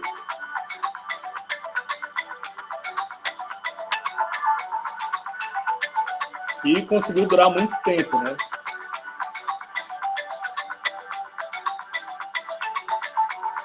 Eles conseguiram imprimir uma orelha com materiais vivos, com cartilagem, material vivo dentro da orelha. Ó, em 2016, eles conseguiram imprimir um ovário no rato, né?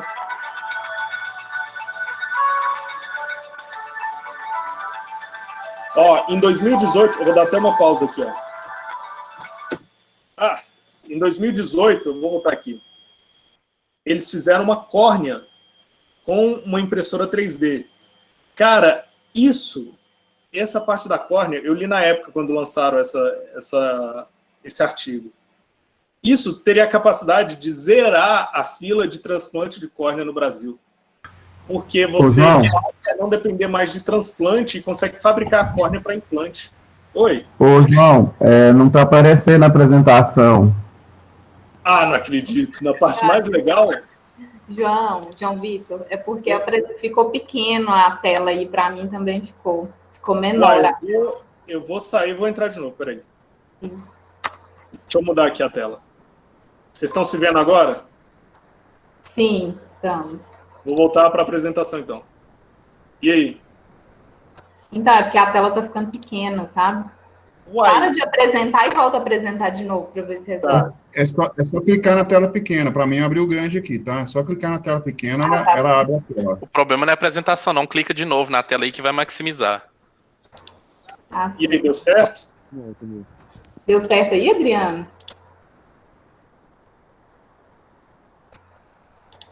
Tenta clicar 2 vezes na tela pequena.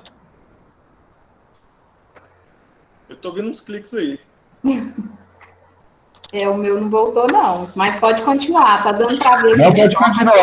O meu também não voltou, não, mas pode continuar aí. Eu vou fazer o seguinte, eu vou disponibilizar essa apresentação depois. Tem um pontinho ali do lado, tá em fixar a tela. É só clicar lá que dá certo. Na imagem dele lá, onde ele tá transmitindo. Fixar a tela, aí ela fica grande. Ah, sim, isso, agora deu. É isso aí, gente. Se tem alguém que pode resolver os problemas, é essa turma de engenharia. Obrigada, gente. Deu aí, Adriano? Jaqueline, também parece que não estava aparecendo. Para mim deu certo aqui agora, fixar a tela.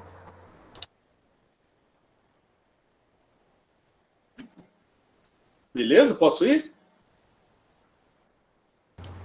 Beleza, tudo certinho. Eu tô pelo telefone aqui, não tá aparecendo nem a apresentação.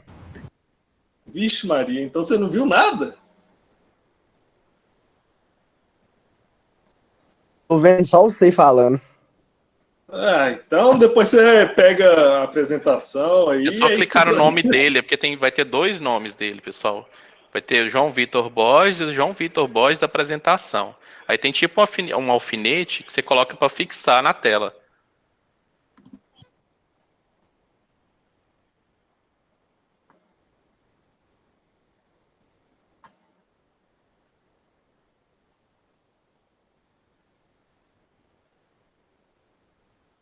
Beleza, vamos continuar então.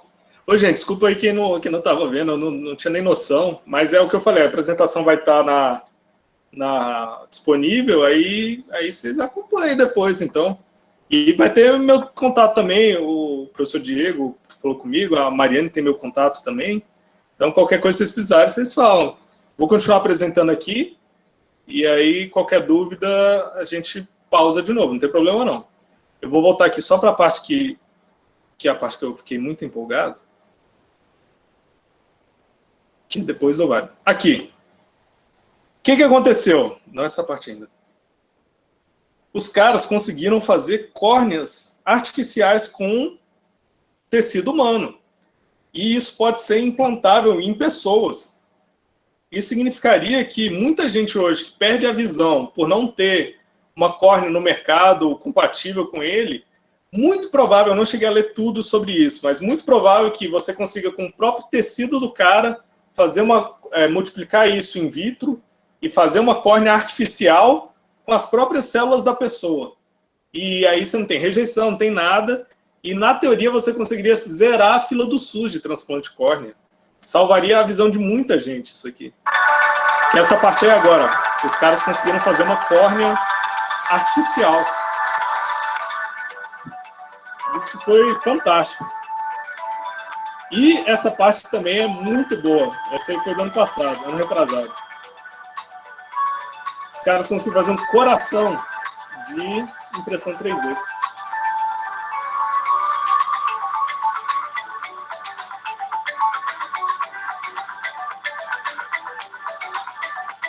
Então, assim, ele fala que nos próximos anos, essa realidade de você ter partes do corpo humano funcionais de impressão 3D vai ser uma realidade mesmo. Já é uma realidade. Por exemplo, esse hospital lá que eu falei que recebia o pessoal da guerra, eles tinham bastante gente que já estava aplicando isso lá, porque a política também fora do país é um pouco diferente para a questão de licenças para aplicação médica. No Brasil, a Anvisa é muito rigorosa mesmo para isso. O que, por um lado, é bom, porque o que ela aprova normalmente está seguro para a gente, mas, por outro lado, impede que muita coisa seja feita. Então, assim, não tem certo e errado, é o jeito que é. Mas é isso, então, a gente trabalhou o que é impressão 3D, a gente viu as diversas formas de fazer esse tipo de processo, as ferramentas que a gente pode utilizar, a gente viu como é que funciona dentro dessa ferramenta para a gente fabricar a peça, a gente entendeu um pouco como é que a gente sai da ideia e chega no conceito da peça, e por último a gente viu algumas coisas que estão por vir aí nessa área. Alguém tem mais alguma dúvida, algum questionamento, aflição, alguma coisa aí de impressão 3D, de fabricação, motor? Tá aberto agora. Quem quiser falar, pode falar.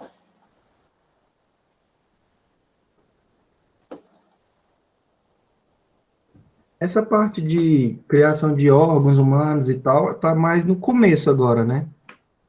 Rapaz, não tá não. Tá bem desenvolvida já. Você viu que algumas coisas já estavam sendo feitas em 2014. Então, é claro que isso demanda... Tudo que mexe com o humano, a gente precisa... Existe um comitê de ética internacional, existem diversas coisas que a gente tem que tomar muito cuidado para não ultrapassar um limite. Então, as coisas caminham de forma mais lenta até a gente conseguir realmente utilizar.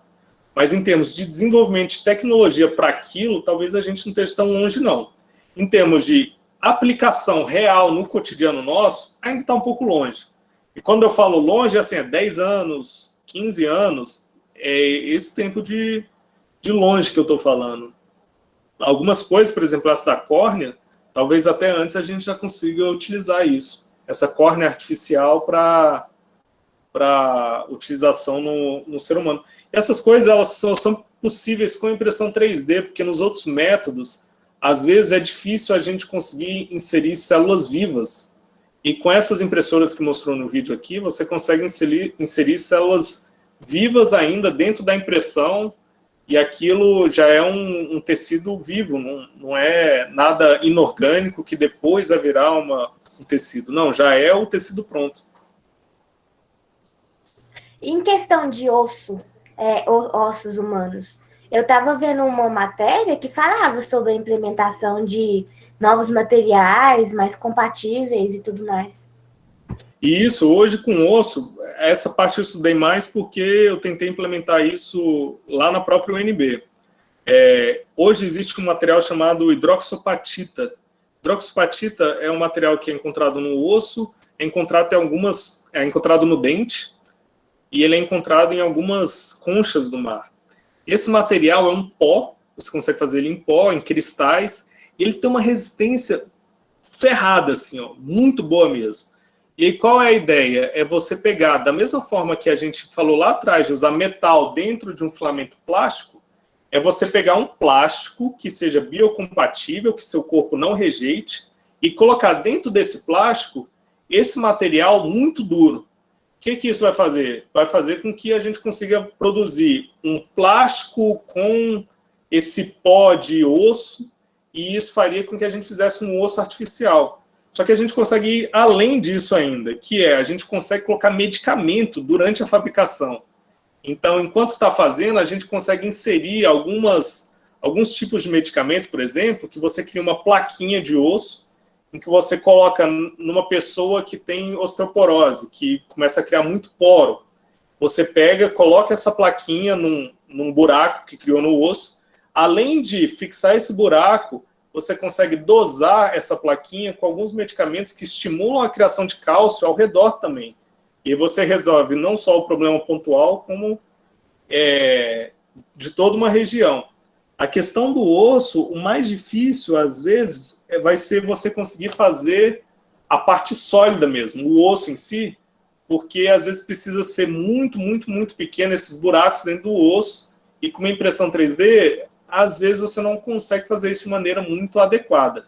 O que está sendo feito hoje na Universidade de Brasília, que eu tenho um conhecimento bem por alto, isso está sendo feito de forma meio física e química. Então está sendo produzido com esse material de hidroxopatita. Você produz a um fluido ali que ele fica em suspensão, passa por um processo físico, você consegue solidificar aquilo e aí depois você leva, injeta toda a parte de células, de tudo, e você consegue colocar dentro de uma pessoa isso. Até onde eu sei, eles saíram um pouco na impressão 3D e foram para outros tipos de processos, não tenho muito conhecimento a respeito disso, mas para tentar fazer essa parte sólida. A parte de impressão 3D eu tentei fazer, mas não fui muito bem sucedido não, porque a linha que eu fazia tinha uma espessura de 0,4 milímetros.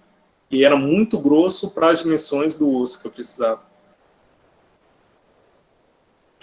O osso, ultimamente, é utilizado na usinagem, né? Com metais. Isso, hoje, aqui na empresa de motores que eu trabalho, a gente fica dentro de uma indústria de implantes. E nessa indústria de implantes, eles são referência nacional de fazer implantes de titânio, implantes de... tem um aço muito duro, eu acho que é com cobalto, alguma coisa assim, que eles fazem tudo com... Olha pra você ver, eles têm 1, 2, 3... Eles têm 4 CNCs lá, que são centrais de usinagem, que eles pegam um bloco e vão tirando material desse bloco até formar aquela haste, até formar um implante que eles vão fazer. Tem uma máquina lá que deve ter uns 20 metros, não, 20 exagero, uns 15 metros, a máquina assim, espichada, que ela é feita só para fazer parafuso de 1 centímetro, assim. Ela tem um tubo grandão e ela foi feita só para criar parafuso para implantar. Só que cada parafusinho daquele demora 1 hora, 2 horas. E agora, fazem 2 meses, que eles instalaram uma impressora 3D de titânio, justamente para economizar material e fazer algo semelhante ao que eles fazem retirando material nessas centrais de usinagem. Então, que antes pegava um bloco e ia tirando material, desperdiçava tudo aquilo, agora eles estão migrando para uma impressora de titânio, voltada só para a área médica, então tem todo um critério de higienização, de utilização da máquina, se parece um astronauta quando você vai lá usar essa máquina.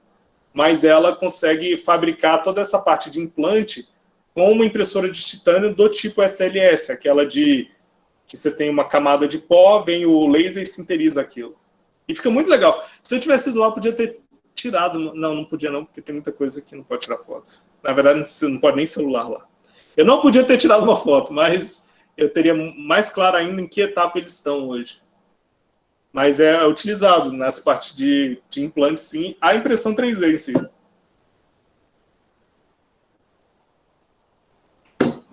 Mais alguém? Mais alguma dúvida? Inquietação? Boa noite, João Vitor. Noite. Em questão, o senhor estava explicando que hoje em dia já é possível recriar um tecido vivo. Em questão da demanda de alimentação, é possível recriar alimento no futuro? Proteína animal? Não, no futuro não. No presente já é possível. Picanha 3D? O que acontece? Sabe um lugar onde isso está sendo utilizado ainda em forma de piloto, mas que é bem interessante? Em alimentos hospitalares, às vezes, os pacientes têm uma restrição muito grande de alimentação. Então, às vezes, o cara come uma sopa meio insossa, um negócio meio estranho ali. Eu já vi alguns projetos que eles estão fazendo um gel. Esse gel, ele coloca os nutrientes que o paciente precisa, mas ele faz no formato de um bife, faz no formato de um negócio que simula um alimento convencional. Isso é um ponto. Essa parte voltada para os tecidos, para você fabricar uma picanha artificial ali, já está sendo feita também. É um pouco... Eu acho que ainda o custo para fazer isso é muito mais elevado do que criar um boi mesmo. Mas, em algum tempo, isso vai ser uma realidade, ou pela escassez, em alguns lugares vai ser difícil você chegar a alimento dessa forma. E talvez seja melhor você produzir de forma artificial esses alimentos, ou por opção mesmo. Igual a gente hoje tem muita gente vegetariana, muita gente vegana, às vezes a gente pode chegar a um ponto em que ter pessoas que só comam carnes, mas de origem não animal, seja uma nova categoria de alimento. E, assim, hoje já é feito isso. Eu acho que ainda não está na qualidade, mas não sei onde eu li que já existe, a textura já está igual. Eles já conseguem fazer carnes artificiais, no qual você tem a mesma textura de uma carne convencional mesmo. Você não consegue distinguir muito. E por a carne ter as fibras, isso facilita muito quando a gente fala de impressão 3D, porque a coordenada para fazer a fibra certinha, a gente consegue fazer.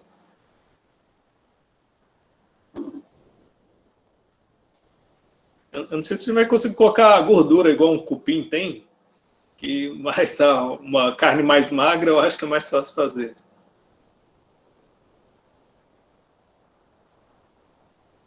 Eu gostaria de ter te perguntado.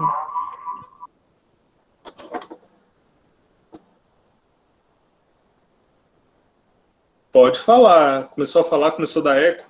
Eu vou sair aqui da apresentação, só porque eu fico com acesso ao chat. Aí, se alguém tiver um pouco de dificuldade para falar, pode escrever. Eu vou parar aqui. É porque eu estava perto aqui do computador do meu irmão. No caso, eu gostaria de te perguntar o seguinte: para montar, no caso, uma impressora 3D, num custo-benefício assim, motores de passo seria bom? Não, você vai ter que usar motor de passo, né? Você vai usar um NEMA 17, um NEMA 15 para fazer sua impressora. O que eu daria mais atenção, no caso de fazer uma impressora, é, cara, pega eixos de qualidade e faz uma estrutura mesmo para a impressora ficar bem feita. Essa Prusa que eu mostrei lá do laboratório aberto, a gente foi a maior compra da Prusa de uma só vez. A gente comprou 35 impressoras de uma vez para conseguir fazer esse projeto do GDF. Eles não tinham nem pallet para mandar isso, tiveram que arrumar lá. Mas qual é a grande vantagem da Prusa? Ela tem uma estrutura muito bem feita. E são com coisas que a gente consegue. Perfil estrutural de alumínio, são coisas leves, mas ela tem... o corpo dela é muito fixo, assim. Então, eu acho que para você que quer fazer uma impressora, eu acho que um grande ponto que vale a pena estudar é entender qual o melhor jeito de você criar essa estrutura que seja robusta o suficiente para dar uma firmeza na hora de imprimir, porque, querendo ou não, é um motor movendo de um lado para o outro. Se a estrutura não é tão firme, a impressora começa, com a vibração, começa a ficar frouxa. E aí você perde totalmente qualidade na fabricação.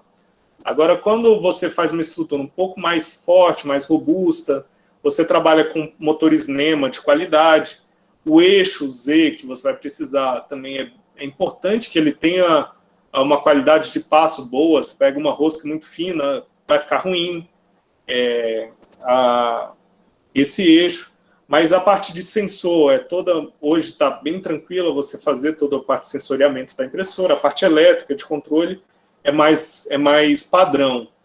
Agora, em termos de criar uma máquina em que você tenha uma rigidez boa, você tenha um sistema em que ela fabricando não vai vibrar muito, isso eu acho que é o essencial para a qualidade da impressora.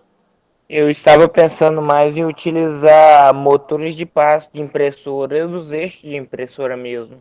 E até mesmo aquele sistema de tipo uma correia da impressora. Da impressora normal, você fala, uma impressora Isso, de papel. Impressora convencional de papel. Cara, esses motores da impressora são muito fracos. Eu acho que você não vai conseguir. A gente fala pular passo, né? Quando você coloca um esforço muito grande no eixo do motor de passo, ele começa a fazer tac, tac, tac, tac, tac. Quer dizer, ele não gera campo suficiente. O pessoal da engenharia elétrica sabe bem mais isso que eu. Eu sei porque eu trabalhei um pouco com motores, mas ele não gera campo suficiente para conseguir fazer aquele momento de torção acontecer. Ele não tem torque para aquilo. Então, esses motores de impressora, eles são bem, bem fracos quando você exige um torque alto deles. Então, a chance de você perder qualidade, assim, se acontecer isso de perder passo, aí complica bastante a qualidade de sua impressão, que vai ficar tudo fora de lugar. Eu acho que valeria investir um pouco em motores NEMA, que são motores de passo com um torque um pouco mais elevado, para uma impressora. Fazer com motor de impressora mesmo, para a impressora funciona, porque ela não tem nenhum esforço mecânico, mas para uma impressora 3D, que tem um pouco mais de esforço, eu acho que... Não vou falar que vai ficar inviável, mas talvez se perca muito na qualidade.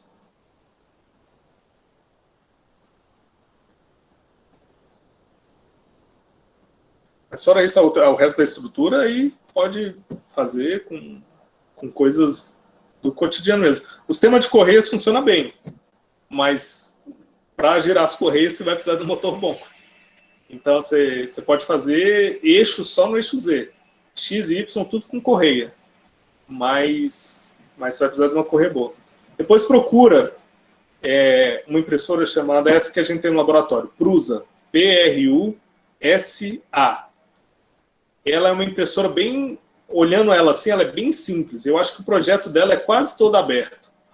E aí ali você vai ter uma boa referência de uma máquina robusta para fabricar. Mas eu tava pensando assim na impressora não tão grande.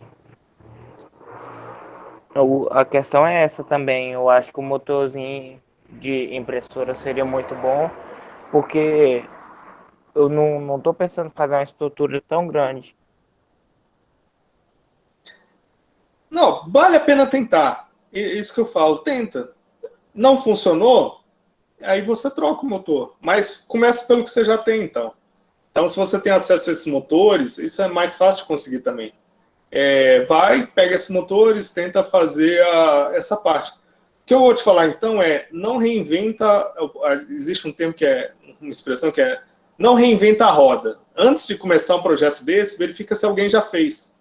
E se alguém já publicou isso. Porque a partir de um projeto já pronto, você consegue pegar ele e melhorar. Porque se você tentar fazer do zero, às vezes você vai bater cabeça tanto, para tentar resolver alguns problemas que outra pessoa já resolveu, já criou, e você podia estar gastando tempo melhorando o projeto, e não refazendo ele. Mas então, porque no caso, um colega meu fez um sistema desse para apresentação de faculdade, e ele utilizou esses motores. Só que eu quero fazer um pouco maior do que o dele. O dele ficou muito pequeno. É isso, então tá excelente. Passa a partir do dele, aumenta a escala e faz o seu com esses motores. É o que eu falei, os motores vão funcionar, então, dependendo do tamanho que for. Vai chegar num ponto que você vai ver que os motores ficaram fracos. Aí você opta ou por diminuir os motores ou por diminuir o projeto. Você fala, a partir desse tamanho eu ainda consigo fazer, aqui eu ainda consigo fazer. Ah, não, aqui ficou fraco demais, eu não consigo. Aí você opta, vou dar um passo atrás e vou fazer com um projeto menor, ou vou manter o projeto e vou melhorar os motores.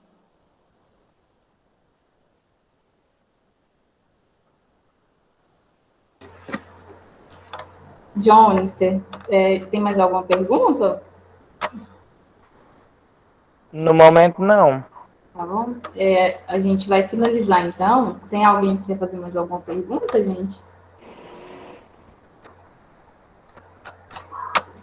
Queria agradecer muito a você, João Vitor, a disponibilidade que você teve com a gente agora, né? Agradecer em nome dos professores que estiveram aqui presentes, da professora Jaqueline, do professor Dênio, do professor Volney, acho que eu falei, os professores que estavam aqui. E em nome da Faculdade Finon, do professor Diego, que conversou com você também, né? Do coordenador. Uhum. E a gente ficou muito grato a você, a palestra foi excelente. Você foi meu colega do mestrado, né? Então... Engenharia, estatística na engenharia, né? Sim, confiabilidade. Confiabilidade. Isso. Foi muito boa a palestra. João Vitor é uma pessoa muito inteligente. E espero você estar com a gente aí mais vezes, João Vitor. Ô, gente, eu que agradeço. Foi um prazer falar com vocês, o Patos eu tenho no coração. Eu passei toda a minha infância em Patos, todas as férias que eu tinha, eu ia para aí. Então, eu tenho um carinho muito grande pela cidade. Mas foi um prazer muito grande. Eu fiquei muito feliz e honrado com o convite. E é o que eu falei, a professora Mariane tem meu contato, o professor Diego tem meu contato. Qualquer dúvida, qualquer coisa que vocês precisarem, é só me mandar mensagem, tentar falar comigo. Às vezes eu preciso que vocês insistam um pouco, porque atualmente eu começo a trabalhar às 7 da manhã e acabo às 7 da noite, ou 8 da noite. Então, às vezes, fica muito corrido meu dia. Mas, nos intervalos, tudo, eu sempre tento estar presente. Então, qualquer coisa que precisar, podem contar comigo. Precisar de qualquer coisa da faculdade também, conta comigo. Eu vou adorar uma desculpa para ir em Patos. A hora que passar essa pandemia, você está convidado a visitar a Faculdade Finon. Excelente, pode ter certeza que eu vou. Tá, ok. Obrigada, gente. Gente, muito obrigado, então. Qualquer coisa que precisar, contem comigo, então. Tá ótimo. Obrigada. Até mais, gente. Até mais. Boa noite.